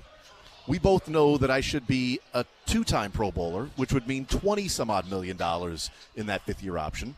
But is there a value in, okay, so who's really going to reset the market from now until then, where you would actually be able to save that money over the next couple of years and then spend it on Trent McDuffie, but you also were able to spend it on other players this year and next year?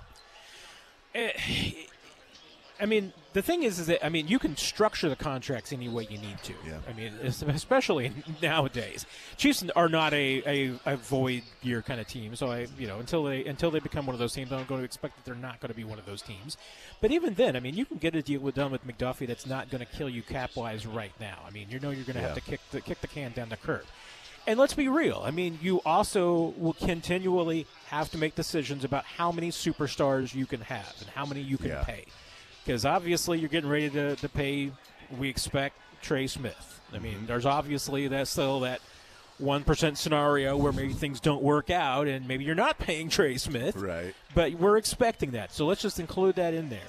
I mean, yes, you're getting closer than you realize to the day when Chris Jones's money is not going to be on your books. That was my question. Is that a situation where you almost have that two ships passing in the night? I mean, you have some of that. So, there will be you can structure, Trent McDuffie's deal in that nature. Yeah.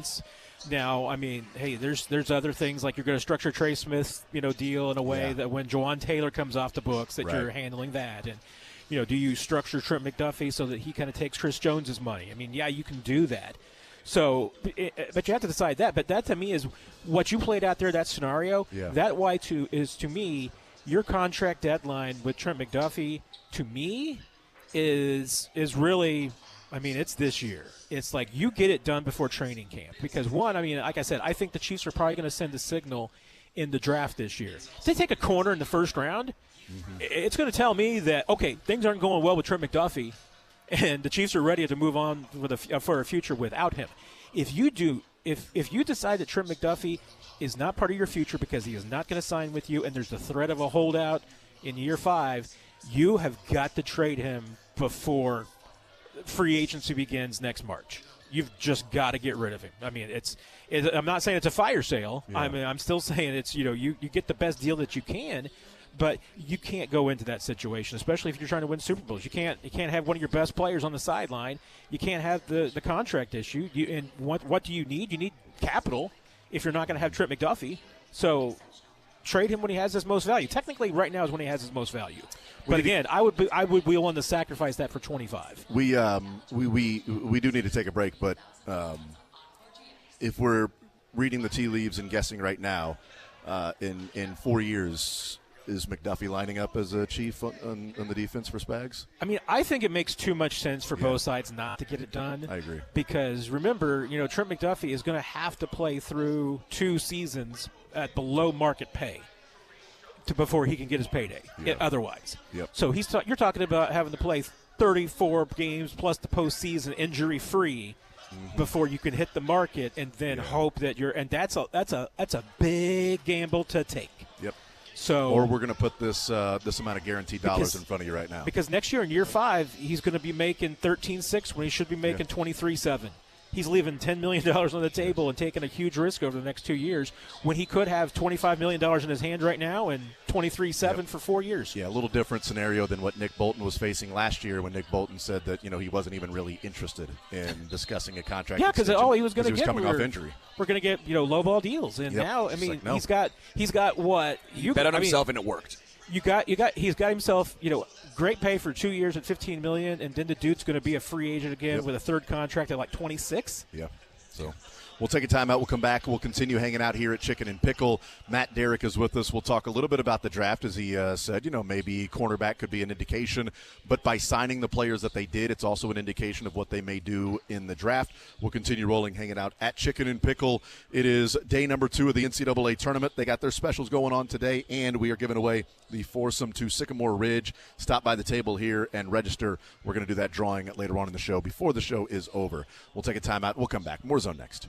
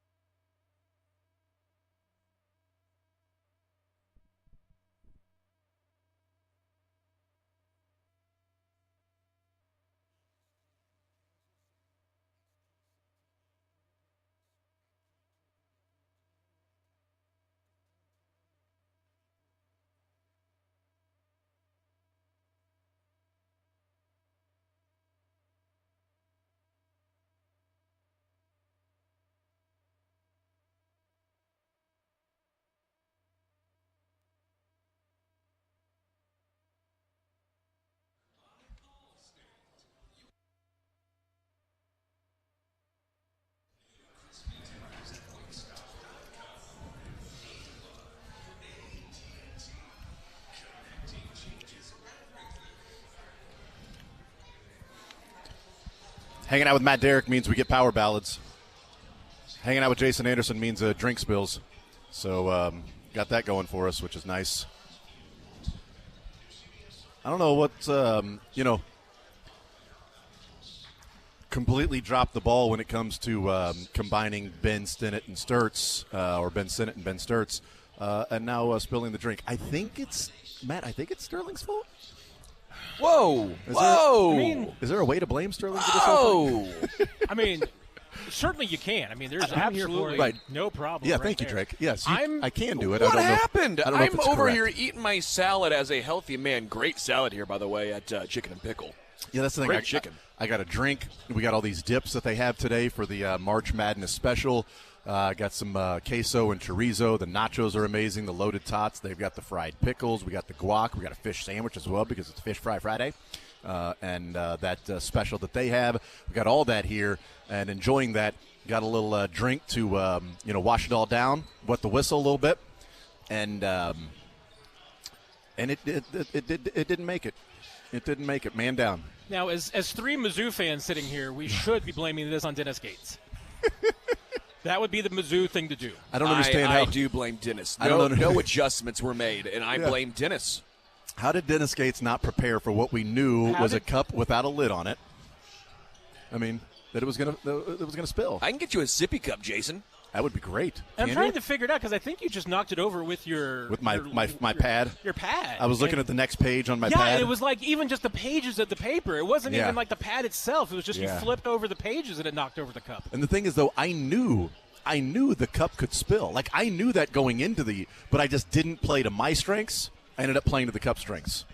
And the cup ended up winning this one. So, very familiar scene. Chicken and Pickle.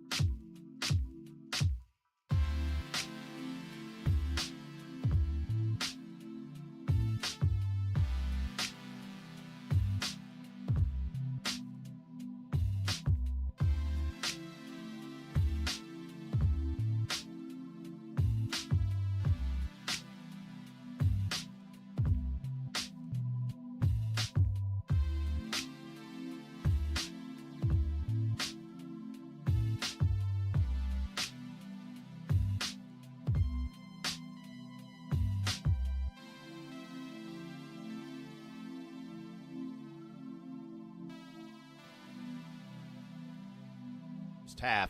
So a little Big 12 SEC matchup with Baylor and Mississippi State. And then Alabama. Oh, Nelly, let me tell you about Alabama.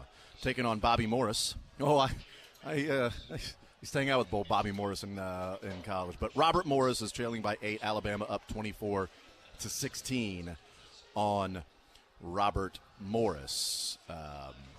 913-912-4810.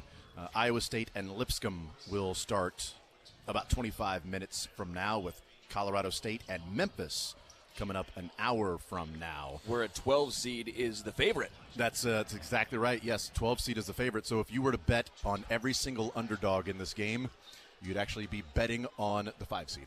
Yeah. Because they are a 1.5 dog is Memphis in this game. I haven't seen the latest if Tyrese Hunter is playing or not, but we will certainly see what happens with that.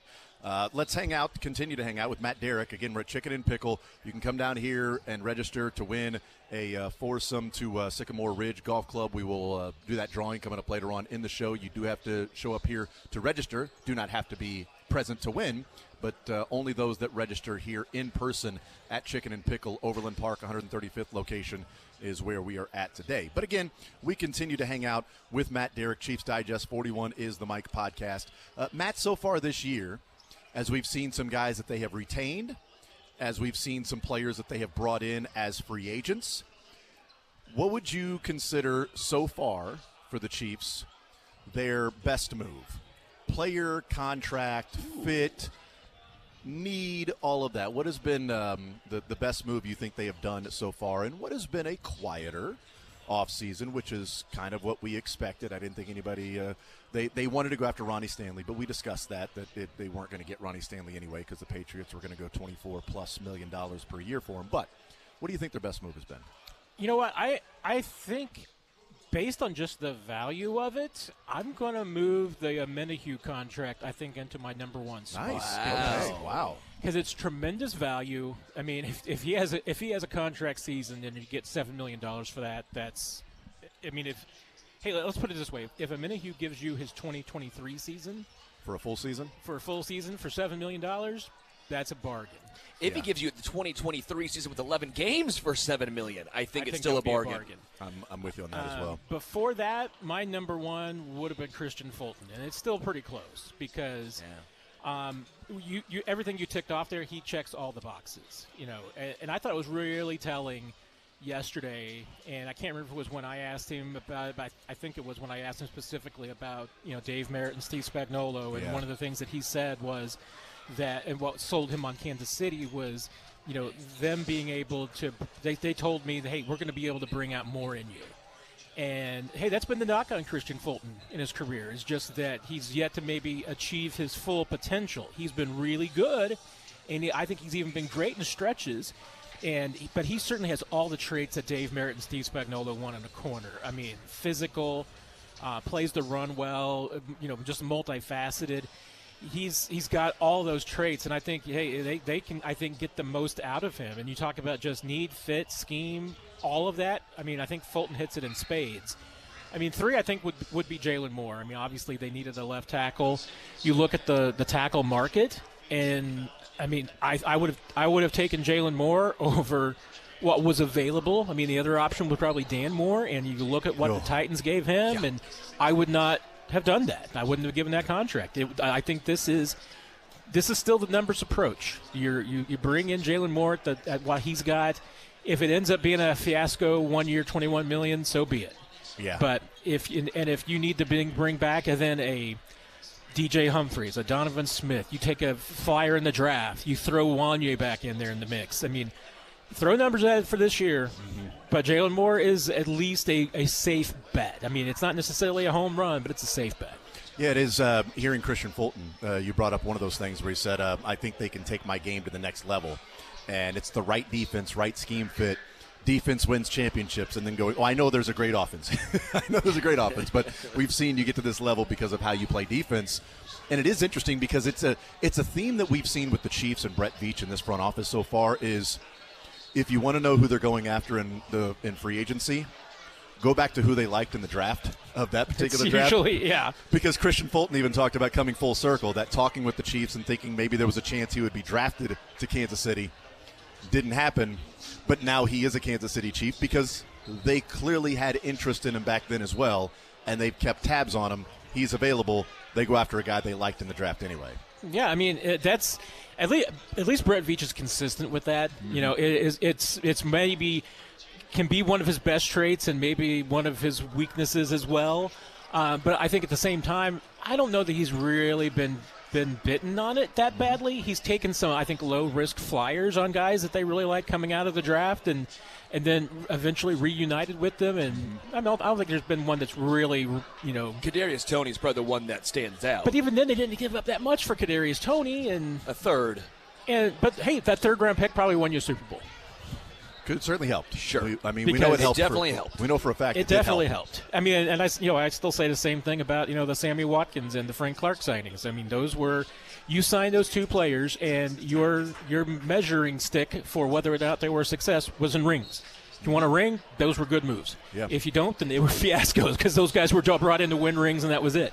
And they want a ring, so give it to them. Well, I mean, we get playoff MVS because they went and won a ring. Without playoff MVS, if the Chiefs didn't make the postseason, it would have been a bad contract. But I think it's smart. I mean, if there's a player that you like coming out, continue to keep eyes on them and everything. If they come available again, you get a chance, circle back. I mean, there's a reason why you liked him in the first place. Yeah, and he's a guy that loves to come up and stop the run. He's going to be a physical player. That's why he really fits in with his defense. I mean, if you're not going to stop the run, you're not playing for Steve Spagnuolo. If you're not going to be a physical corner that will come up and tackle somebody, then you're not going to play for Steve Spagnuolo and his defense. I mean, every single player that they draft in the secondary is somebody that will be more of a sure tackler and do that. So he fits in perfectly from that standpoint. I love it because he's an outside corner. My question still remains, who's playing slot for this Chiefs defense? Chamari Connor, I would assume, moves back to his more traditional safety role. He was not great in that slot spot. Trent McDuffie, obviously a phenomenal slot corner, but I still think you get the best value of him when he's playing on the outside. So Williams, Watson, those aren't slot guys. Christian Fulton, not a slot corner. If you look at his history, he's been an outside guy primarily. Is that still a spot the Chiefs are looking at? Is it a potential rookie? How do you think the Chiefs trying to address the slot corner spot? Yeah, I mean, they could go a few different directions. And, and obviously, Chris Roland Wallace is probably a conversation in there, too. Sure. I mean, I'm with you. Let's face it, Trent McDuffie is all-pro caliber in the slot. Yeah. So, and he proved to me, 23, he can go inside and outside fairly seamlessly. So I don't know why you don't go back to that. It's just Trent McDuffie's on the field every single down. And if you're in nickel, he's in the slot. And if you're not, he's on the outside. And then, you've got in Watson and Fulton, you've got two guys that are a little bit different flavors. So, hey, if you're going up against a team that's got a little bit more size, you probably have Jalen Watson out there more because he's bigger corner. Especially if you're playing a team that's heavy run or, has got a little smaller receiver that you need to worry about, Fulton's probably your guy. He gets more snaps that week. But those two, they're going to be your 2 and 3 interchangeably, I think. And they're better on the outside, so that's where you keep them. But McDuffie, you move around. You also, of course, with the way that they have built this defense and with the guys that they're bringing back, you still have flexibility in that, you can go side to side, which is that, hey, you can have McDuffie on one side, you have Connor on the other side, and you can, one of them can move into the slot and the other one back off. Trent McDuffie playing almost like a deep safety role at times can happen. He's good enough. He's flexible enough to do anything. They did that with single high with Kendall Fuller. Yeah. When they won the Super Bowl. They moved him from cornerback to eventually evolving that defense to, well, now he's just a deep safety. Yeah. out there and it was easier with Tyrann Mathieu and Justin Reed because you could do that where, then you've got somebody on the opposite side of them that can kind of mirror them, and then you just adapt but what the defense looks like. And that's a really good way to be able to obviously give offenses different looks and not really know what to expect. Who is that safety that can kind of do that? Is it going to be Jaden Hicks? That's a big role for a young guy in year 2, but is he good enough and smart enough to do that? I think he might be. Would that be, though? I kind of feel like that would be more Chamari Connor. Like if they can slide Trent McDuffie down on the inside and have Fulton and Watson, assuming health, which is never a great assumption, but we're talking about with health. If those guys are available, Watson and Fulton on the outside, you can have McDuffie in the slot, which can allow Chamari Connor to sort of move around and be kind of a ball hawk, which is like causing turnovers. And when he has an interception or a fumble recovery or a forced fumble, it's like, wow, he just seems to be, when he's making plays, he's just sort of around the ball. And I feel like if you specifically put him at slot, well, now he's just covering and guarding that particular guy, where he does feel like he's got some instincts for being around the ball. Certainly his tackling still needs to improve, and he needs to be better at that. But I like him in that role way more than the slot of you can move him around. If you want to have Hicks and Cook play a deeper and Shamari Connor be kind of a rover as almost a third linebacker if need be, with Bolton and Tranquil, or Tranquil and Chanel, and then Shamari Connor. Like, different.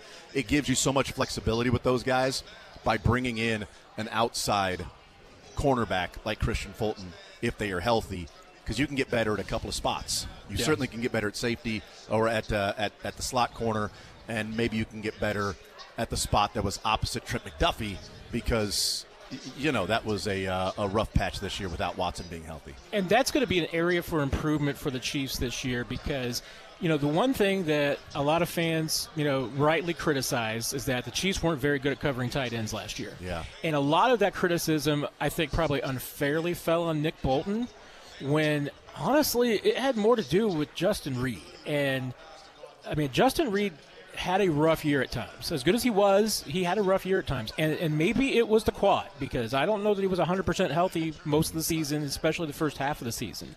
So if you can get better at coverage on tight ends, and how much of that's going to be your safeties, and it's going to need to require, it's going to be all of them. Jaden Hicks is going to have to step up as in year 2 and have a breakout season. Brian Cook needs to show what he did as a rookie, before the ankle injury, because I think that was what kind of slowed him down last year. I don't think he was ever 100% last year. Yeah. He should be coming back and having a full camp and everything this year. And, and Connor just stepping up. I thought, he had a really good rookie year. And I think the only thing that really probably bothered him in year 2 was just that there was more film on him. He had to play a little bit more, so maybe he got exposed in a couple of spots. But there's still so much to like there with Connor. Yeah. And you get him doing what he's really good at, and that's probably going to help him. Yeah.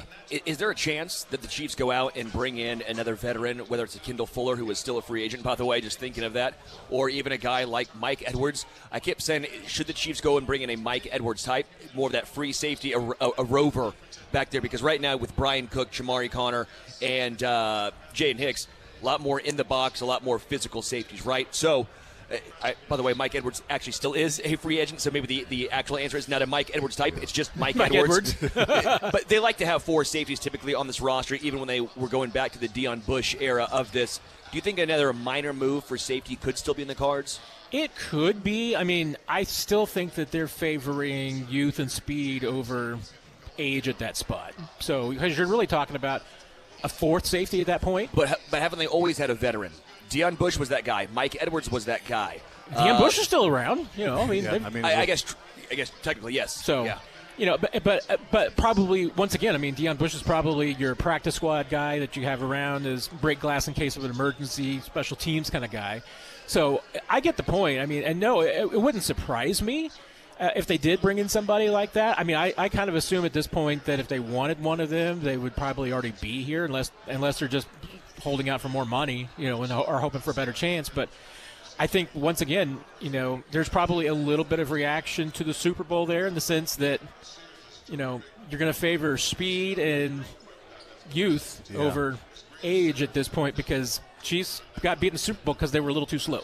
One of the things that we know that Brett Veach does in the offseason, and signing Jerry Tillery as part of this, and bringing back Amenahue and Christian Fulton, and down the line, the list of Kareem Hunt and Elijah Mitchell and more, and the different moves that they have made, it allows them then to go into the draft and say, we have such a need at this spot.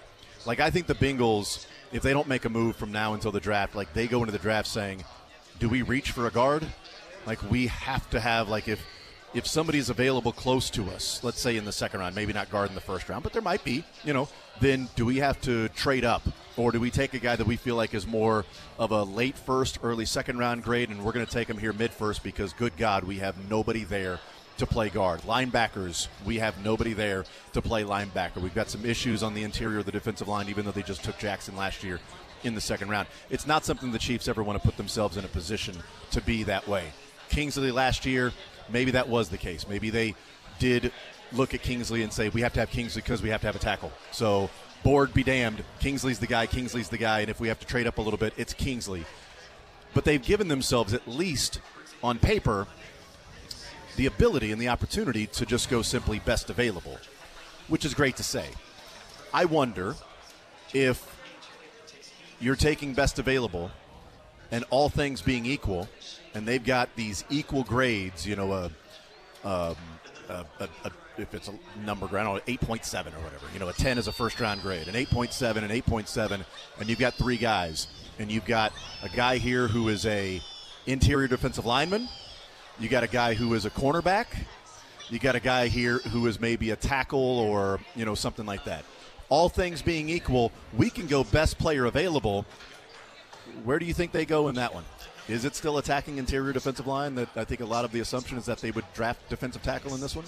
I mean, I think it is. I mean, you're right. It is straight up to me best player available. You're not pigeonholed into a spot where you need a player at any particular spot. So then it's you start taking a look at this draft and where's the most likely strength going to be late in the first round. And it certainly seems like defensive tackle is probably where that depth is going to be. I mean, let's face it, you're drafting at 31.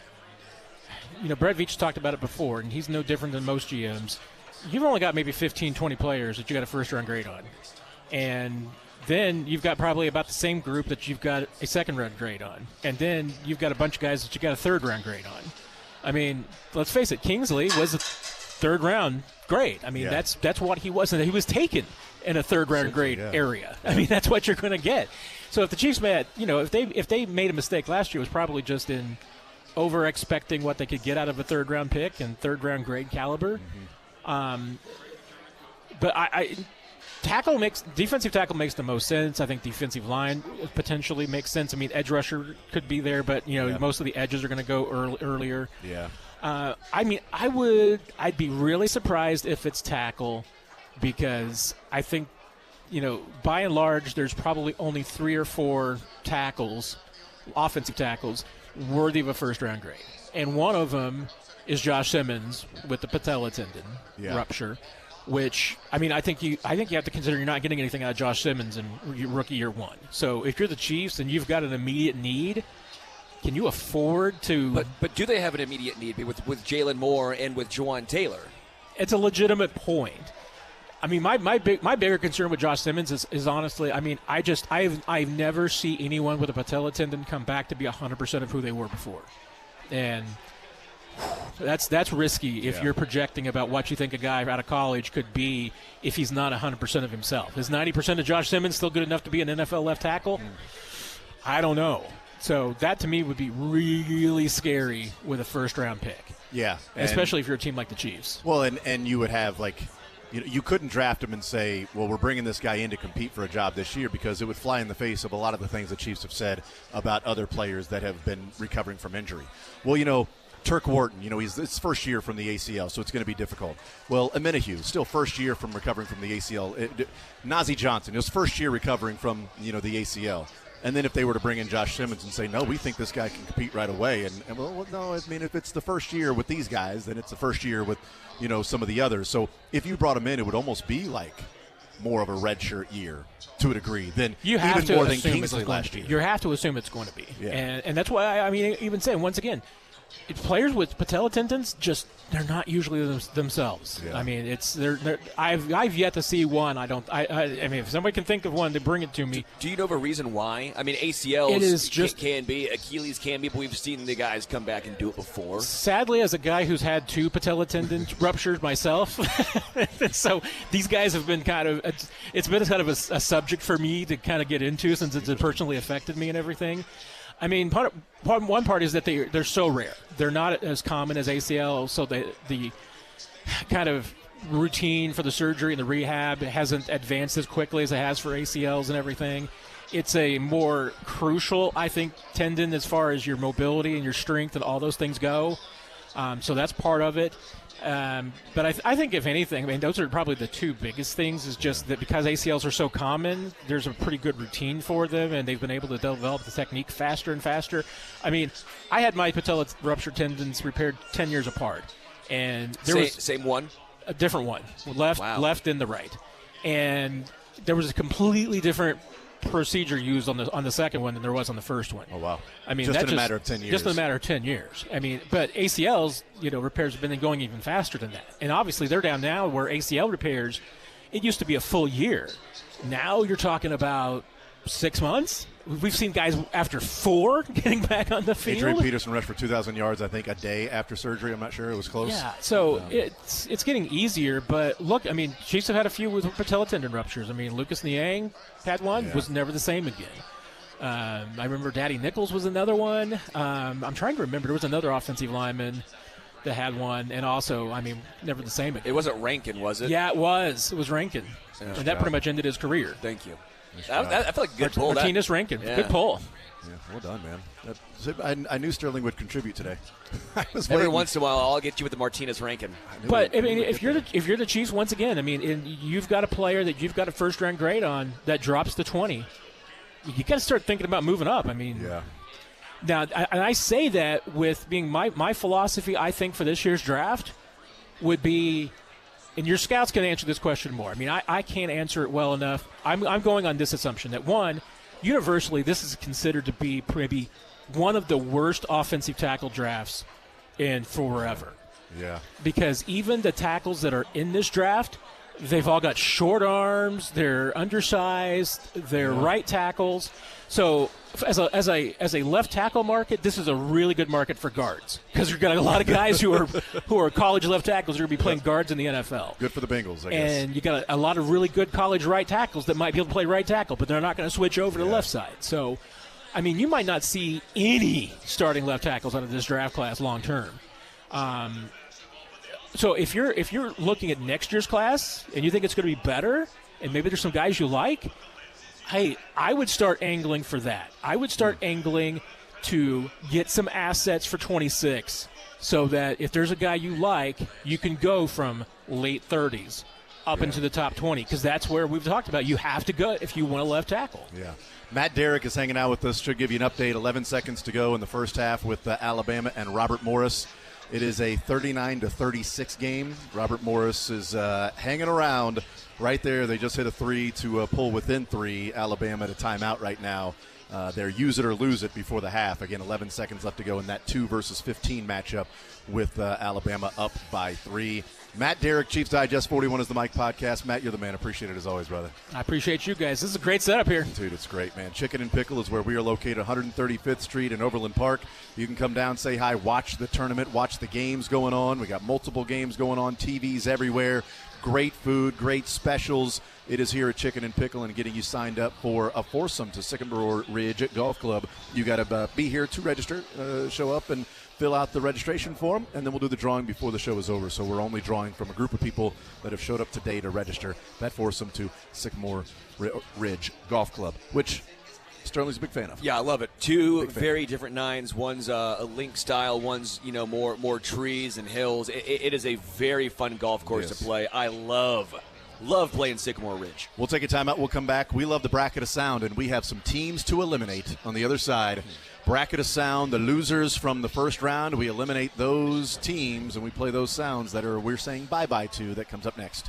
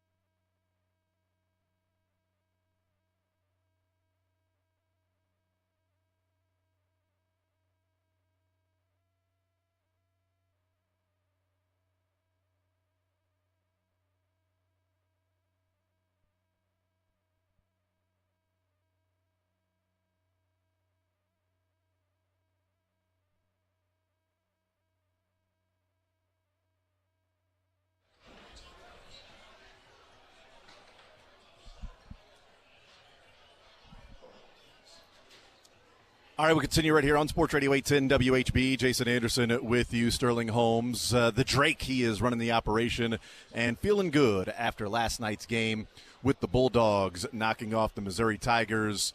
The Kansas Jayhawks also losing. We'll talk with Matt Tate coming up at 1 o'clock, breaking down what he saw in that game and where this Kansas program goes from here as they move forward and figure out what has happened the last couple of years and the 2 times that Bill Self has lost double-digit games in his career before these last 2 years, and now it's back-to-back years, so it's 4 total now. So we'll get into that with Matt Tate and then cuts before the show is over. But, of course, it is the region of sound, the bracket of sound, I should say, and we have some teams to eliminate that lost yesterday. So we will start in our region in Atlanta, which would be the South, or as we would call it, the Yes They Can region of the bracket of sound. And we start off with, well, the 16 seed Alabama State. They fell to Auburn, and Alabama State, that is now eliminated, and that means we say goodbye to this sound. You've always kind of battled the styling part of it. Your hair is kind of fine, doesn't really do what you want to do. Just a shot at me at it today. No, I had the same been a while. problem. Good to see you too. Your hair's always kind of sucked. Welcome back, though. Good to see you, brother. People used to cut my hair. Used to, I love cutting Plus, your hair. there's your breath, you know. Scent of ass, is that what that All right, come down off the cross. Come down off the cross. For some reason, scent of ass always gets me. What? So the It's already been 16 marked. seed, the What? 16 What'd I say? seed Alabama State is gone from this tournament. As we head down the region, the 8 seed, the Louisville Cardinals, lost to Creighton, and that means the 8 seed Louisville is out, and that means this sound we say goodbye to. By the way, did you hear where Chiefsaholic has got to pay the teller $10.8 million? $10 million, yeah. How about that? That restitution is huge. Yeah. I'll tell you what, Petro. If you had a sound of Petro Back and to you back, are with yeah. a team, That's tough. It's a bad omen. Yeah, that's tough. They both lost, although one of them being a 16 seed. What can you do? The 12 seed, UC San Diego, they were an upset special, a Cinderella darling. And they lost in the first round to Michigan. And that means the 12 seed, UC San Diego, is out. And that means we say goodbye to this sound. Pete Sweeney. That's me. That's Sweens. It is important with your name. Yeah. You know, you no doubt. I was going to say the rest of them is here too. Well, there you go. There's that one. Dude, this is. Is there an apostrophe in this is there? Radio MA? Where does it go? I mean, Oh my God. is this what you said? This is Radio MA. What are we doing? I used to go by Peter when I was a kid. Peter Sweeney, King of the Weenies. Nightmare fuel. I hated it. And that is marked. You're right. There's another one that's out.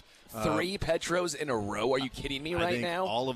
I think all of the sound that may have had Petro and Curtis and other Dravetta might have been eliminated here in this bracket. But we continue with the number 13 seed Yale. They fall to Texas A&M, and that means the 13 seed Yale is out, and that means we say goodbye to this sound.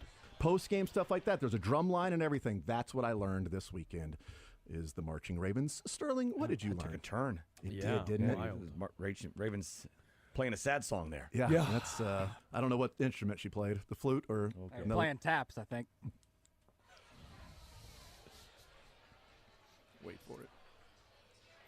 Sterling, what did you learn over the weekend? Dylan with a great line. Playing taps. That was the Steve Smith story. If you didn't follow that, go check it out if you're so inclined. Look it up, but probably not on images. No, don't do that. That is the Yes They Can region, otherwise known as the South region in your bracket, top left. Let's go to the Sterling's Stash region. Yeah, the strong Sterling's stash. Yeah, Sterling Stash region. That is the West, bottom left of your bracket if you are scoring at home. And unfortunately, or fortunately, depending on who you're talking to as a part of the show right now, the number 6 seed, the Missouri Tigers, fell last night by 10 to Drake, and that means we say goodbye to the 6 seed Missouri Tigers, and this sound is now gone. Out of that whole play, that's what you took from that? You don't know football. You can't do nothing that I do. You can't go out there and do nothing. Stay in your lane, buddy. Stop playing with me, bro. Just asking a question, Trayvon. I mean, I'm happy to have you answer the question. Out of that whole play, that's what you took for that? That's what you got from that whole play, that's what you got from that? I'm asking. We can talk about it more. Let's talk about what were you doing there? Trayvon Diggs telling the guy what he can talk about. And he was talking about D. And so, These almonds. right, that's exactly These right. macadamia. Yes, Trayvon Diggs not happy about a tweet from a reporter. That was connected to Mizzou, the 6th seed that is out. UNCW, that was in action against Texas Tech late last night. The 14 seed falls, gave them a run. They did, but the 14 seed UNCW is out, and that means we say goodbye to this sound. I know some people are high. I didn't know if anyone was going to. They just high? Some people are lighting it up right I know some now. people are high. Guilty. Dylan, well done. Guilty, and UNCW is eliminated. We slide down the Sterling Stash region to the bottom. You love left-hand sliding corner. down Nope, Sterling I don't. Stash. Not at all. Huh? Not at all. We're talking about the region here. Oh, Bracket okay. of sound. Well, I mean, that is a region. That's fine. The 7 and 10, the 7-10 matchup. The 10 seed, the Arkansas Razorbacks knocked off Kansas, the number 7 seed. So number 7 Kansas is out, and that means we lose this sound. You want to see Nate tonight? What is it? Is it a junior Jayhawk night or what's he doing? If Nate Bukaty would have told me it was a 6, I would have been like, all right, run back to your sandbox. It's always enjoyable when Nate climbs up into a chair and is there for 4 hours. Well, I think one of the reasons she's so hard to contain, Greg, this probably seems like a foreign concept to you, but she passes really, really well. Wow. That's actually a really good dig, and it's 100% correct. You know, I realized that my kids, they actually do believe that Nate was Baby J when he was in college. Makes sense. He was the leprechaun at Notre Dame. He was Baby J. What else was he? If that ever gets back to you through me, just perpetuate that, would you, Greg? Yeah. Of course I'll do that. You think I would? No, you think I would tell your kids no? Right. Let's keep that Nate's going. An adult. He's an adult. He's like a real man. I was being nice earlier when I said that Greg was the social chair for everything in the Big 12 because it's more like social couch. My buddies that I'm on group chats with, they of course are smarter than Bill Self. All of them, you know. I got guys that play golf in college and guys like that are obviously just as smart as a Hall of Fame basketball coach. So listening to their texts during the game or looking at them really helpful in my broadcast. But they were pretty quiet on Monday night as well. Nate's not in that text thread, is he? No, I said it was a group of friends. Oh, Gurley says if it's real stupid, it fits Nate perfect. By the way, I got a Good picture start. of Gurley on the beach wearing a Kool-Aid Man T-shirt, which has never been more appropriate. We had the presidential suite. We were in that dining room, and it was Holly Rowe. I think Hootie was with us. Yeah. We had a random group, and Nate, I think he stood up to see over the table. Hey, Greg, guess what I did last night? You worked at your job in the carnival.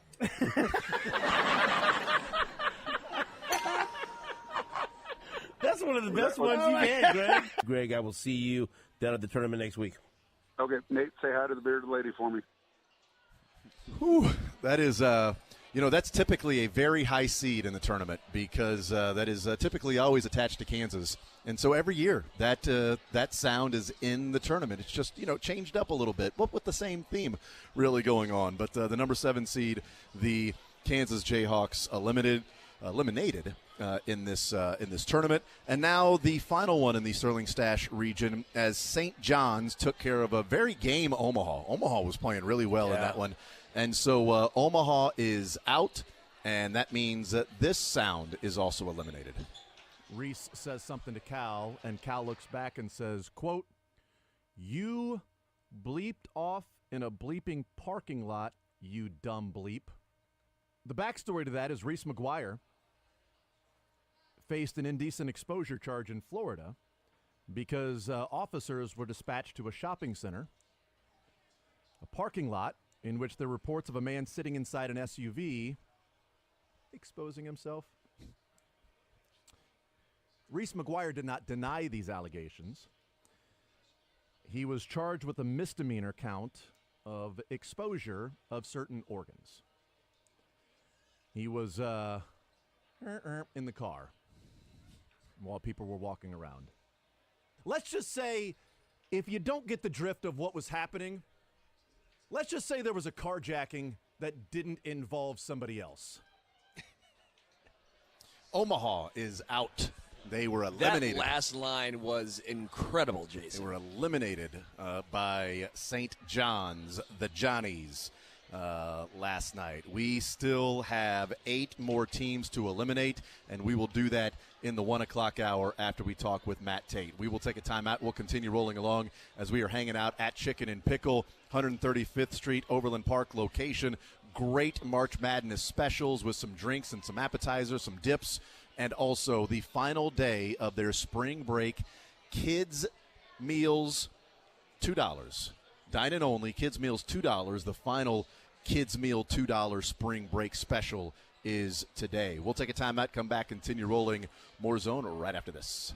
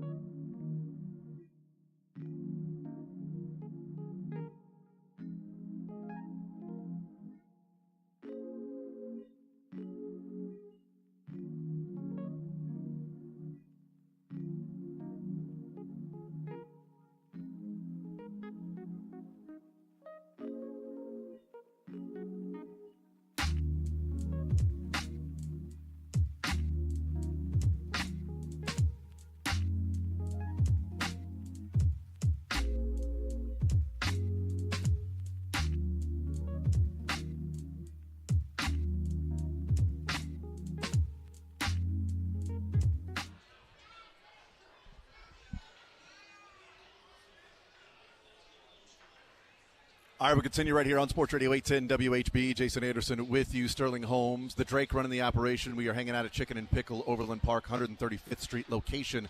We're here till 2 o'clock. 3 games going on right now in the NCAA tournament.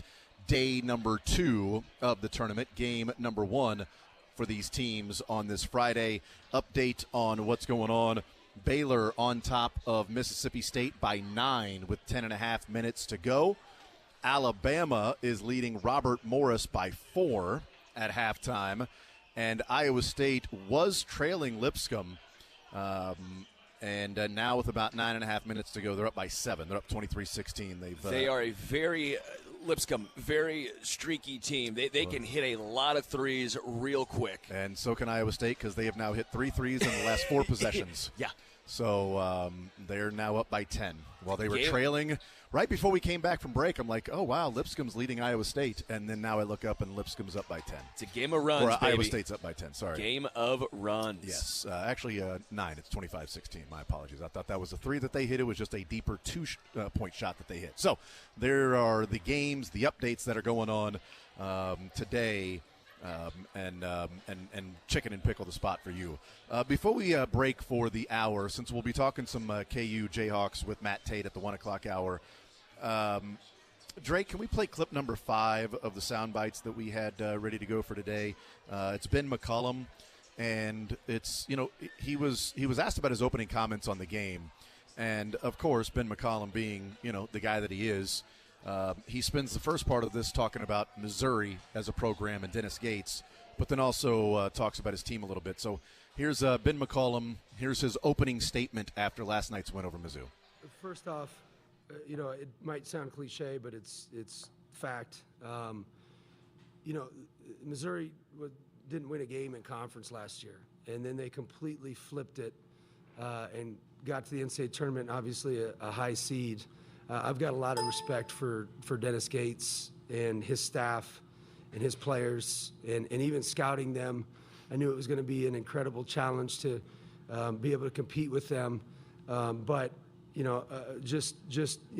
one of the good guys in the business, and their program is doing it the right way, and I certainly appreciate that. For our guys, I think, we just fought. That's kind of what we have to do is just continue to fight and continue to grind and continue to compete. We've got guys that want to do that want it hard, and they were able to do it. So I'm really proud of their effort, really proud of their execution.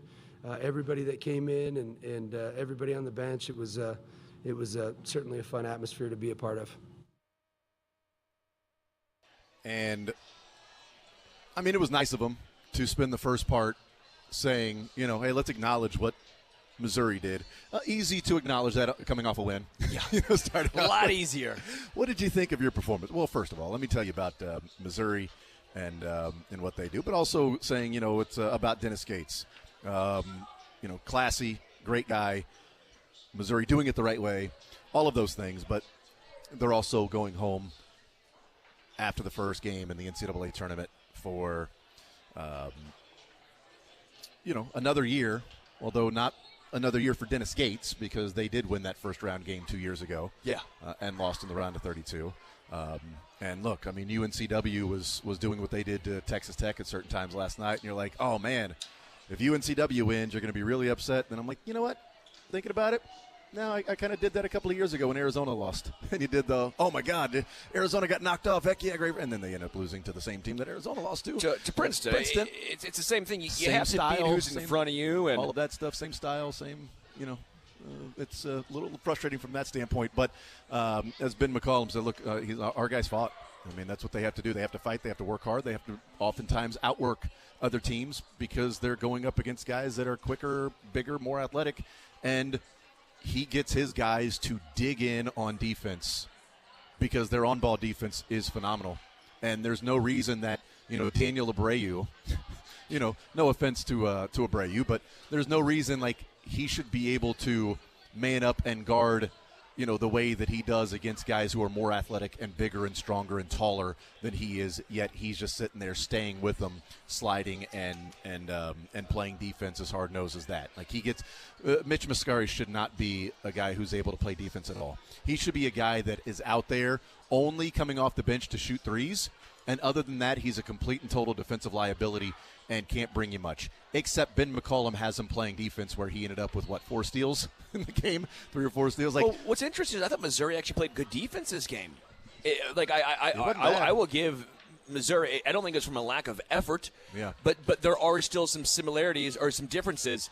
Drake never looks around. Off ball, they don't look around. How many times did you see Missouri players? They're playing hard, but they get lost. They get confused. You never saw Drake get lost or confused. Missouri did. That was the difference. And the frustration, and you also have an offense like Drake that when they're driving to the hole, you might have teams that if a guy is penetrating to the basket, you're sliding out to the 3-point line to look for a kick out. Drake's players are cutting to the basket.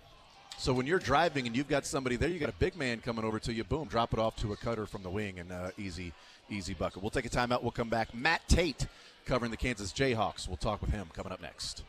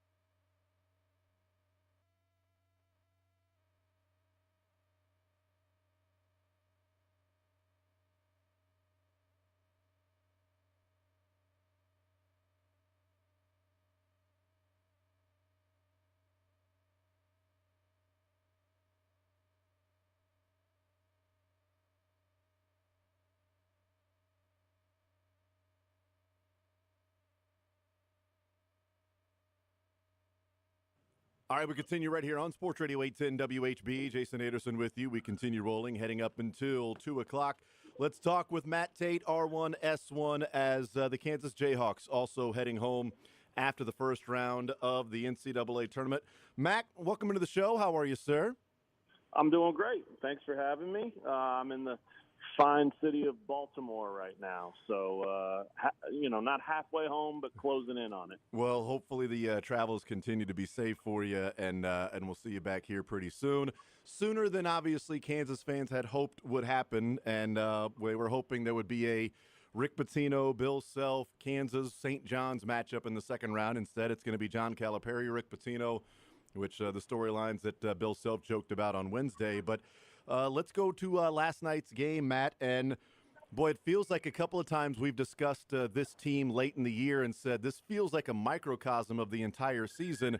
And that was last night again. It seems some of the same things that have happened this year came and bit them at the wrong times, and they find themselves going home.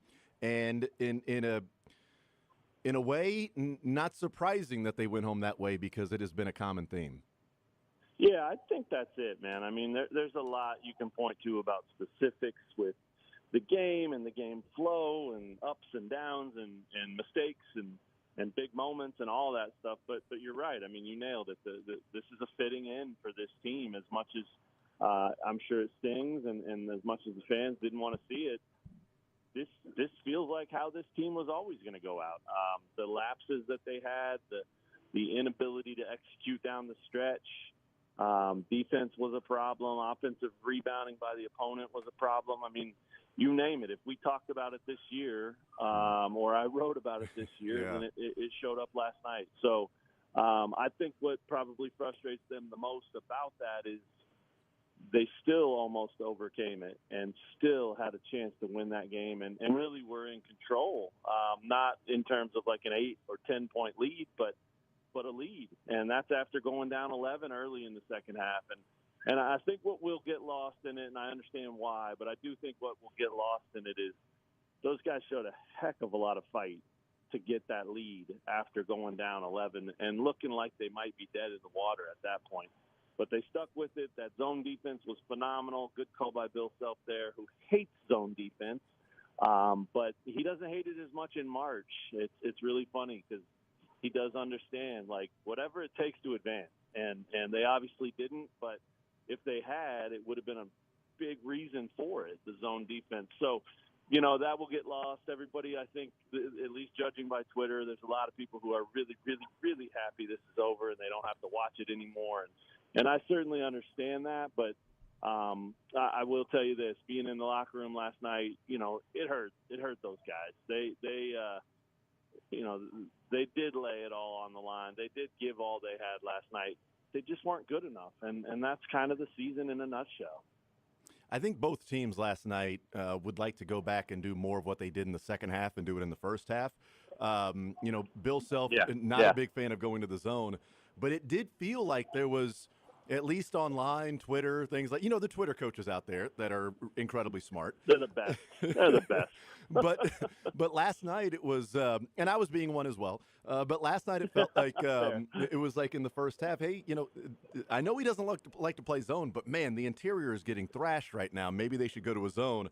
And they did that, and it did stymie them, and Adu had, fewer opportunities and points in the second half as opposed to the first half when every possession it felt like it was a little push shot from about 7 feet out that he kept hitting.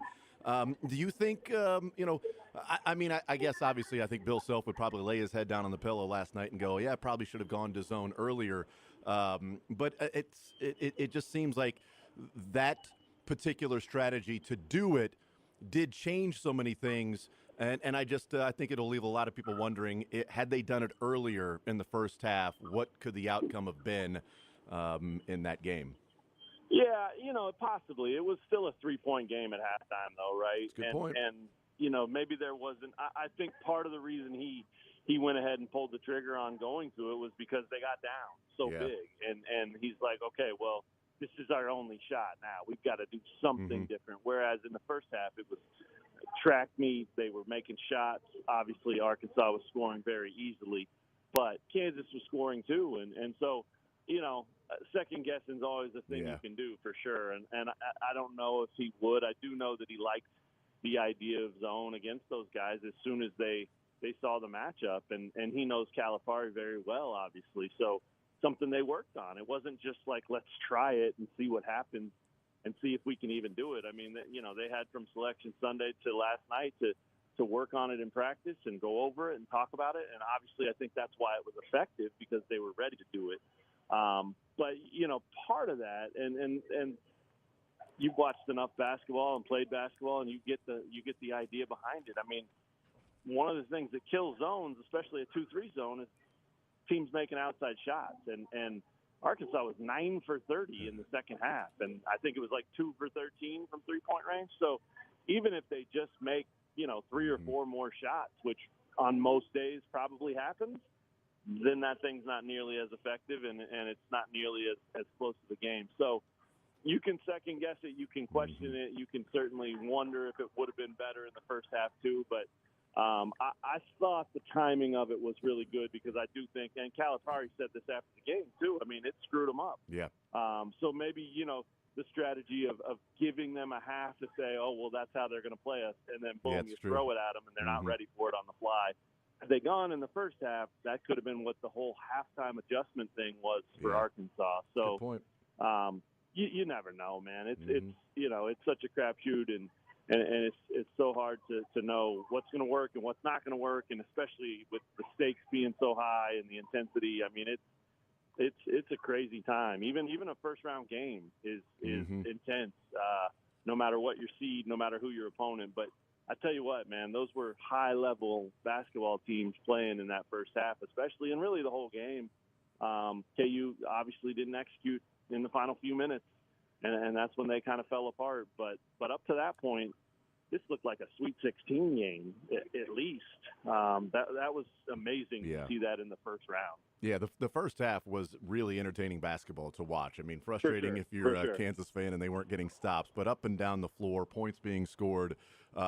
It was the complete opposite of what was going on in Wichita between the two teams that were playing a wrestling match and trying to get 2-point takedowns and a couple-point reversals there on the court. Matt Tate, R1S1, is our guest. Look, it's hard to sort of to balance these things at the end of the game, because we do know that Kansas has had some turnover issues this year. We do know at the end of games there have been some execution things that have happened. But how much, given that, acknowledging that, how much do you think watching KJ go down, and I think everybody having a pretty decent idea of what happened and how devastating that injury is, with 3 minutes to go, up by 3, they turned the ball over 4 of the next 5 times. 4 of the next 5 possessions were turnovers. And I know that they've turned the ball, but they had 12 in the entire game, and then 4 of the next 5. I don't think you can really tell the story of the last 3 minutes without at least acknowledging KJ Adams going down can do something to what's going on between the ears when you've got 3 minutes to go to try to finish a game. Yeah, there's no question. I mean, that was emotional, and they did know. I think the players could tell. They knew that he was probably done. He went straight to the locker room and didn't come back out. I had a great seat courtside, pretty much right behind the KU bench on press row, and there was a moment, I wrote about it, but there was a moment, a minute or so after that of game time where Self yelled down the bench, "Can KJ go?" Like, he didn't even know he hadn't come back out, and obviously he knew he needed him in the game. And at that point, the answer was, of course, no. And Curtis Townsend ran back to the locker room a minute later and tried to get an update just to find out, can we get our guy back or not? And obviously the answer was no. So it was pretty chaotic. It was pretty frantic, and they were just trying to find a way. And I think you're right. I mean, I think, KJ's not the primary ball handler. He doesn't, lead the team in offense and get guys into sets and stuff like that, but he is an anchor, and he is, a foundational piece of everything they're about. And so you do have to wonder if he'd have been out there, would they have run a little bit different here? Would they have run a little bit different there? Would it have calmed everybody down a little more? I mean, you just never know. So it's definitely possible that was part of the the reason for that. But the bottom line is it's just the saddest thing in the world for one of the best kids in the world. To go down like that, not just because he missed the rest of that game, but because if it is as bad as it seems like it probably is, everything that he's facing in the next, and whatever, 6, 8, 9, 12 months of rehabbing that and coming back from that, as he should be, trying to work out and catch the eye of some professional team, whether that's here or overseas or whatever it is. I mean, that's what the next 6 months was going to be about 1 minute before that happened, right? And so, your heart breaks for the kid. I mean, he was a flawed player in a lot of ways. Mostly the role that he was asked to play. I think KJ always was who he was, and I think the fact that Kansas constructed the roster the way they did and had to have him do more than maybe he should have or was capable of was a big part of the reason he took so much criticism. But most of it was crap.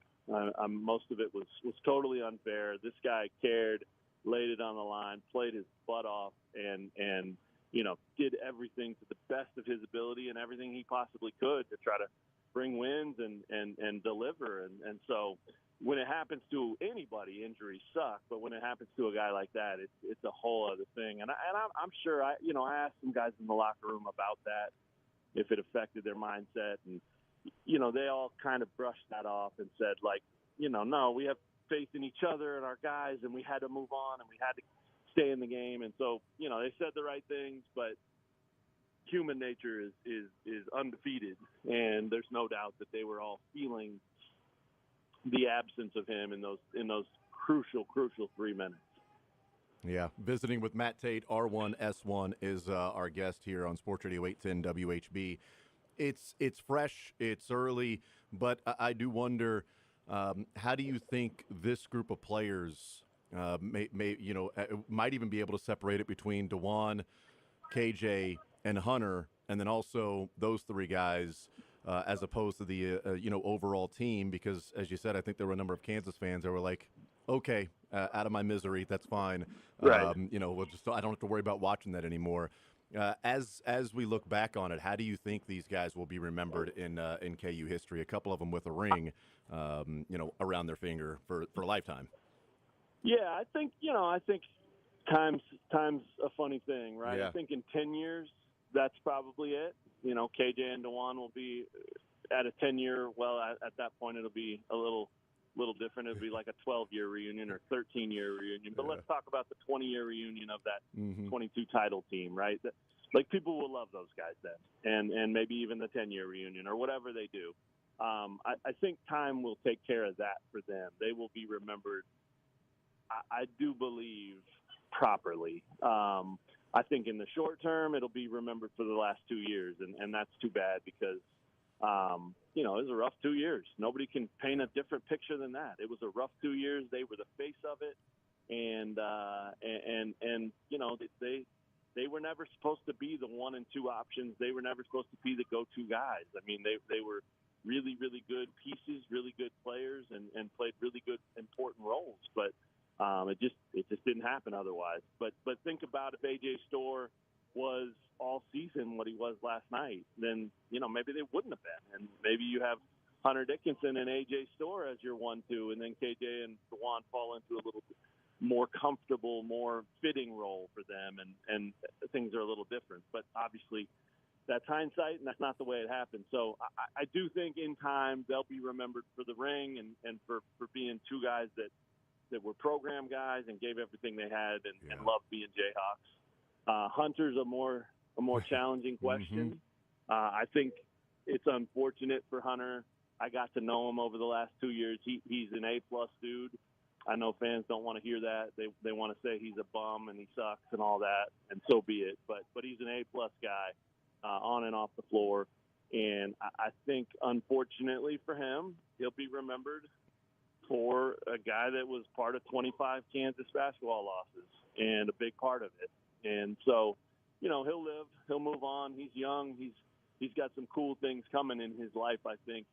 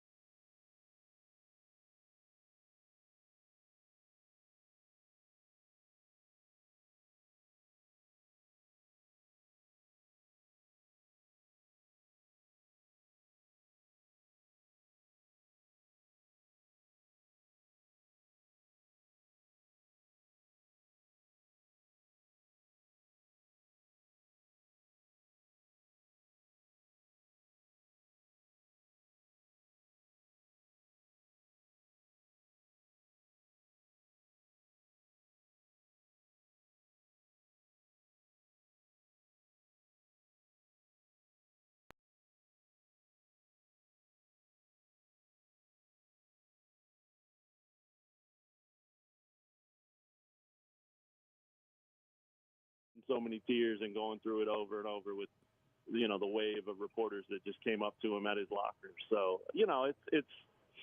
it's a good life lesson probably, right? Doesn't always work out the way you think it will. And these guys are still in college, and even though they're pros now and they make all the money and all that stuff, like, that's what college is for. You lived it. I lived it.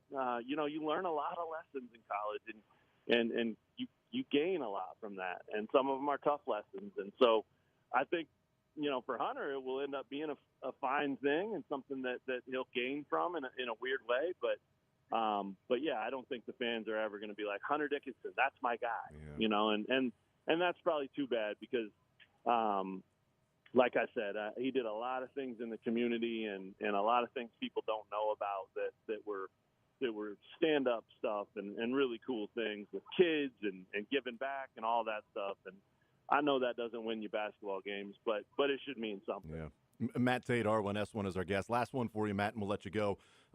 This is sort of a bigger philosophical question that we'll find out over the next couple of years. But Bill Self was asked about it last night, and what adjustments do you make to get this program back to where you've been? And I think he was pretty fair and honest in his assessment of where it is and ups and downs and. The Downs haven't had many of them, as even Bill Self acknowledged last night, obviously. But, roster construction, reevaluating, you need luck. What did you make of what we heard from Bill Self last night as to where the program goes for here in navigating these waters all in real time? Yeah, I think it was a great comment by him, and he was very candid and genuine in his answer. It does need to be evaluated, and Kansas fans should be thrilled to hear him say that, and they should be thrilled to believe that he's going to look at it. I will caution people to say that evaluating it doesn't mean you're going to change anything. Mm-hmm. He may, and I think there's certainly something, here and there that we can all point at that would probably be wise for him and the program to change moving forward, whether that's massive changes or just subtle changes, whatever. There's certainly reasons to think a tweak here or there could help them out moving forward. But it is his show, and you have to remember he's had a hell of a run for 20 years and a Hall of Fame coach and a bunch of wins doing it his way. So evaluating does not necessarily guarantee change, but again, I think he's got to be fair to himself. He's got to be fair to the program to at least look at it and say, what do we need to do? How do we move forward in this new era? Where are we, falling short? What are our blind spots? What are we missing? Because, this is just not normal stuff. Like KU finishing in the middle of the pack in the Big 12 and having double-digit losses. I mean, it's just not anything anybody's used to. And the game's changed, and college athletics have changed tremendously. So, you can blame it on that, or you could use that as an excuse, or you can look at it and say, okay, well, how do we change with it? And I think he's willing to do that. I think he's going to do that. I caution against saying that anything's going to change just because it might not, but I do think they'll do something, whether that's with staff or just the way they approach the portal, or, if they maybe they go back to relying a little bit more on high school kids like they always used to and developing those guys.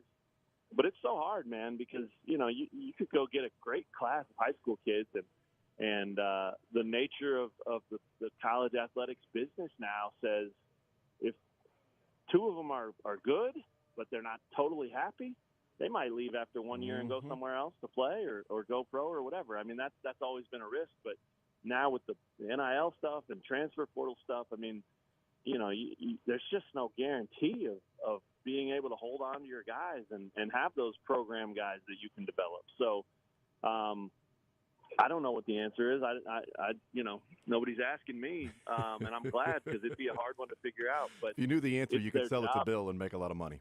So yeah, right. You sell it to every coach. Exactly. Make a ton of money. But yeah, it's their job to do it, and they're making millions to do it, or at least he is. So yeah. He'll spend some time with it and I'm sure get some outside input and figure out, what do we need to change to make sure that the last 2 years don't become the norm at KU? Absolutely. Matt Tate, R1S1, our guest. Matt, you're the man. Very much appreciate the time and appreciate you coming on throughout the season. Safe travels getting back, and we'll catch up down the road. That sounds great, man. Thanks for having me, and, have a great weekend. All right, there's Matt Tate, R1S1, as he heads back, as he said, in Baltimore right now, heading back from that site in Providence. And KU and Missouri are heading back to the drawing boards to figure out what the next few years can be. And I don't even want to say that what the next year could be, because in the NIL college basketball era, it is such a year-to-year thing. It's not you go and get an amazing recruiting class, and then let's see where they can go from there. It's what are you going to do right now for what next season's team will look like. We'll take a timeout. We'll come back, continue rolling. More Zone next.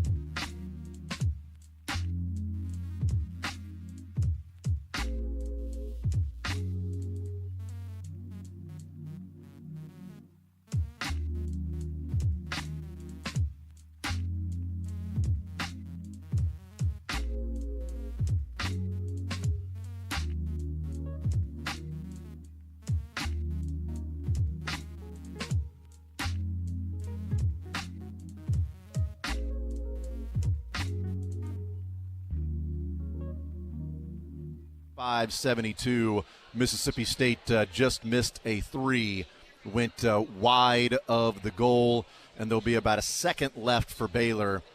Baylor is up by 3. Mississippi State missed that.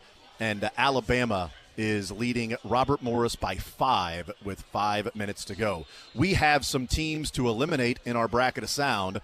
We have a couple of more regions left. Let's go ahead and get to the Chiefs Get All the Calls region in our bracket of sound. By the way, it is officially over. Oh, no, there was a foul, I guess, whatever. So Baylor's going to go shoot 2 free throws. Anyway, let's get to the Chiefs Get All the Calls region. And what happened yesterday was the 11 seed, and VCU ended up losing to BYU, and that means with the loss to BYU, VCU, the 11 seed, is out, and we lose this sound. And now your host, Scott Graham. From our Westwood One studios. Now, here's your host, Scott Graham. Just 1 week away from the biggest celebration in sport. I think I nailed it. Question for you. When you had him do that. I didn't know he was going to do that. Okay. He did it on his own. I was just joking, and he didn't even know I was going to intro him. And I told the guy from Westwood One, I was like, hey, I'm going to do a couple sponsors. Barbasol. And now your host, Scott Graham. I wish you'd done Scott Graham here at the Westwood One. Jason Anderson. No, the big voice never says that. He should have said your He name. says Kevin Harlan and Ross Tucker. There's the 11 seed. It is VCU. They're out 14. Montana losing in the first round to Wisconsin. The 14 seed is out, and we lost this sound. I had some Riz. There were times I had Riz. Times I had unknown Riz. I learned 30 years later, but I had Riz. I'm not sure where it comes from. Obvi. Obvi, I didn't have it. I was too ratchet back then. Yeah, so there you go. Yeah. Grizzly had Riz. That's the 14 seed Montana. They are out. Now we slide down to the boys are playing some ball region, and the 16 seed SIU Edwardsville. They lose to Houston, and that means the 16 seed is out, and we lose this sound. Real quick, if you get a tattoo on your butt, that means you like somebody a lot? Yeah, a whole bunch. It would be my first butt tat, Right. you know. Well, but not your last. Tat of any kind. Prove it. Don't prove it. Prove it. No. Jake, what are you doing? Right below that, Gonzaga and Georgia. Gonzaga all over the Bulldogs. The number 9 Georgia Bulldogs are out, and we lose this sound. And based on what Pat has been doing, Kirk, how hard is it to play this position at that level, consistency? Yeah, there's times where I watch Pat play, and it's hard to believe we play the same position. Great. Kirk Cousins, that was awesome, man. He's going to be in the second quarterback as well. Is he? Did you see that, the Netflix Oh, one? I I did think see he's that, now in the yes. second one as well. He's there we go. a mainstay, if you will. I guess, yeah. It's another quarterback from Atlanta that lost their job midseason. So let's just keep doing that. All right. Michael Penix Jr., not great. I know. That's bad omen. Marcus Mariota losing that one. All right. Number 5, Clemson went down to McNeese, the number 12 seed. So that means number 5 is out, the 5 seed, the Clemson Tigers, and we lose this sound. I gave him the ding ding. I gave him the correct answer. What did you give him? Boy, I caught myself there. I really did. No, you didn't, actually. No, I didn't. You did not. That's an early entry already for next year's bracket of sound. Got to wait a year good. for it. Thank God. Well, you know what? No longer waiting a year, but also it's gone. Eliminated. Absolute bummer that Dylan's not here to hear that. Clemson is gone. Number 13, High Point, ends up losing to Purdue, and that means we lost this sound connected to High Point. They're going to send him to a penitentiary in New Orleans. And they've already given him February 9th as a day out that he can go and visit with his family. Work release. Gets a work release on September 9th only. He's going to run the chains. In chains. Chiefsaholic. Oh, man, he got the day off for the Super Bowl, running the chains and chains. Well done, Mick Schaefer. Unfortunately, High Point is out with that sound. Number 10, Why Utah. did Mick Schaefer, by the way, sound like Archer? I don't know. He sounded a little like Archer in chains. That sounded like Archer. Yes. All right, number 10, Utah State. They got destroyed by UCLA. UCLA, the winner, the number 7 seed. That means the 10 is out, the 10 seed gone. It is this sound, and it is also gone. Try to entertain. Thank you, Adam, for turning me on. And save the day. Slipped him a blue chew. Telling you, man. The one thing about Adam that people don't realize, he is a sniper. He will be a ninja. You won't even see him. There's smoke. He's still alive. Rest in peace. No, he's still alive, man. He's still with us, dude. All right. In our hearts, maybe. Last but not least, the 15 seed, they fall to Tennessee, the 2 seed, and that means the 15 seed Wofford is out, and that means this sound is gone. Real G's move in silence like lasagna. K-Dog. Real G's in silence like lasagna. There you go with the bracket of sound. Those are the sound bites that are eliminated. Let's hear from Bill Self from last night as his team fell in the first round to Arkansas. A couple of clips I want to play here. First of all, this will be clip number 1, Drake, and then we'll play clip number 3 in a little bit. But clip number 1, Bill Self, this is just at the beginning. He's giving his assessment of the game, what happened, and this KU team heading home after the first game against Arkansas. I thought it was a good basketball game if you're a fan. I thought we tried really hard, and the zone kind of gave us a chance there in the second half, but we got off to terrible starts to start the game and to start the second half, and then I don't know what it was. We finished the game on up 3 with 3.5, something like that, and 3 out of 4 possessions we turned it over. So, we did a lot of the damage ourselves, but their length bothered us all night long. We had open passes and couldn't pass over them, and they got steals or deflections off of plays that could potentially be layups for us. But we did fight hard, and of course AJ had probably his best game of the season. I thought he was terrific, and Zeke was great throughout. So disappointing, but certainly I thought we gave a great effort.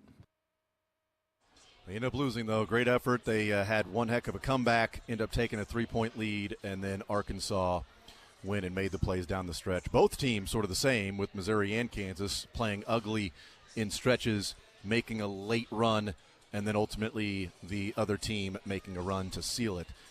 Although difference being KU actually took a 3-point lead. Mizzou had a chance at the free throw line to tie it. And 1 of 2 for Mark Mitchell. It did not go in. Here's Bill Self. This was a great question, and I liked the answer, pretty candid answer from Bill Self.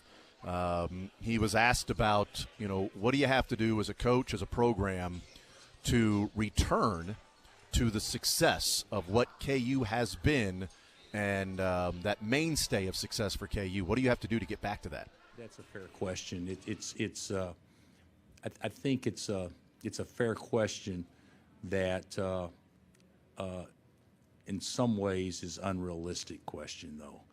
If I'm not mistaken, no matter what you do in life, there's going to be some ups and downs. And we just hadn't had very many downs, to be honest with you. The last 2 years, we were such a beat-up team at the end, we probably didn't have much of a chance with our injuries to McCullough and then Hunt wasn't healthy. This year, we don't have that excuse. This year, our roster was good enough to be competitive, but it probably wasn't the roster it needed to be talked about in a way that the best teams in America are talked about. So we've got to reevaluate on how we do things, and you can't afford misses. But I will say this: in today's time, there's going to be schools that do a great job, but still there's an element of luck involved, I think, more now than there was even before. You can go after the kids that you get a great bargain on, you get a good deal on it and all that stuff, but it doesn't really matter unless they fit in and can help you win. And so we've got to do a better job of evaluating the portal. But I'm happy with the roster we had. It just didn't turn out to be the team that we had hoped it was. But still yet, I going into last year, I would have taken that roster every day. And then I don't think we really, with Marco tearing his patellar tendon and Shaq not being available to us, I just don't think we ever had our best team to really make a push at it. You know, it's interesting when he talks about, boy, I heard something there that I never thought in college basketball I would hear when he's talking about a recruit and a transfer and saying you can get a guy that you get a great bargain on, a good deal. We got him for a really good NIL deal. We got a bargain with this player in an NIL deal. Awesome, but does he actually fit into? It is. I mean, we are dealing in reality of what's going on, but that is a little jarring when you hear it that way from a coach that say you can have a guy that you got a good bargain and a really good deal on to have him transfer, but it doesn't mean he's going to fit into your program. Is that all about A.J. Storr?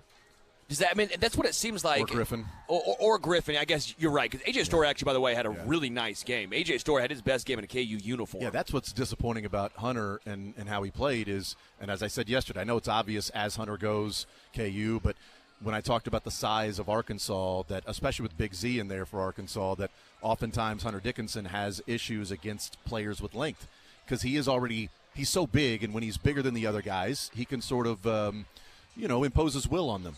But he isn't the most athletic guy. So when there's a guy that's bigger than he is, it's a little bit tougher. Or as tall as he is or longer, it's a little bit tougher for him. And if he had his regular game, I thought KU would be fine. And if you find out that Storr did what he did and Zeke Mayo goes 4 of 5 from 3, like those two guys a recipe. had really nice games. Yeah, they combined 6 for 8 from behind the arc. Like that's a recipe where KU's going to win that first game. Maybe they lose to a Florida or something like that, or a 2 seed, and it's like, well, you know what, Storr and Zeke Mayo, they showed up, man, and what are you going to do? But this was Arkansas, a fine team, and certainly a little healthier than what they had been at different points, but you get that from Storr and Zeke Mayo, and it almost feels like it's wasted. It not even almost feels like it. It is wasted because you didn't get. It was one of the worst games we've seen from Hunter Dickinson. Yeah, and just it was reminiscent a little bit, and it's going to be blasphemy by comparing these two. But all I'm doing is comparing the national game, not at what is at stake. But what is Hunter doing? Like, what is he doing on the court? Like, he just looks different for what it looks like. He's not in the game or something like that. Agreed. Lackadaisical. Yeah, and that was like what we had with Travis Kelce in the Super Bowl. Again, I'm not comparing the two, and it's a different stage and sort of what was on the line.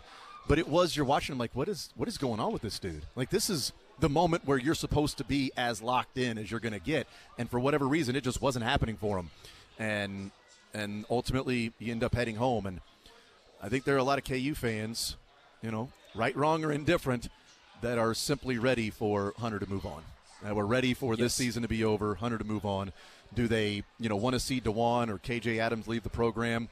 Probably not, but probably not really going to miss Hunter Dickinson all that much.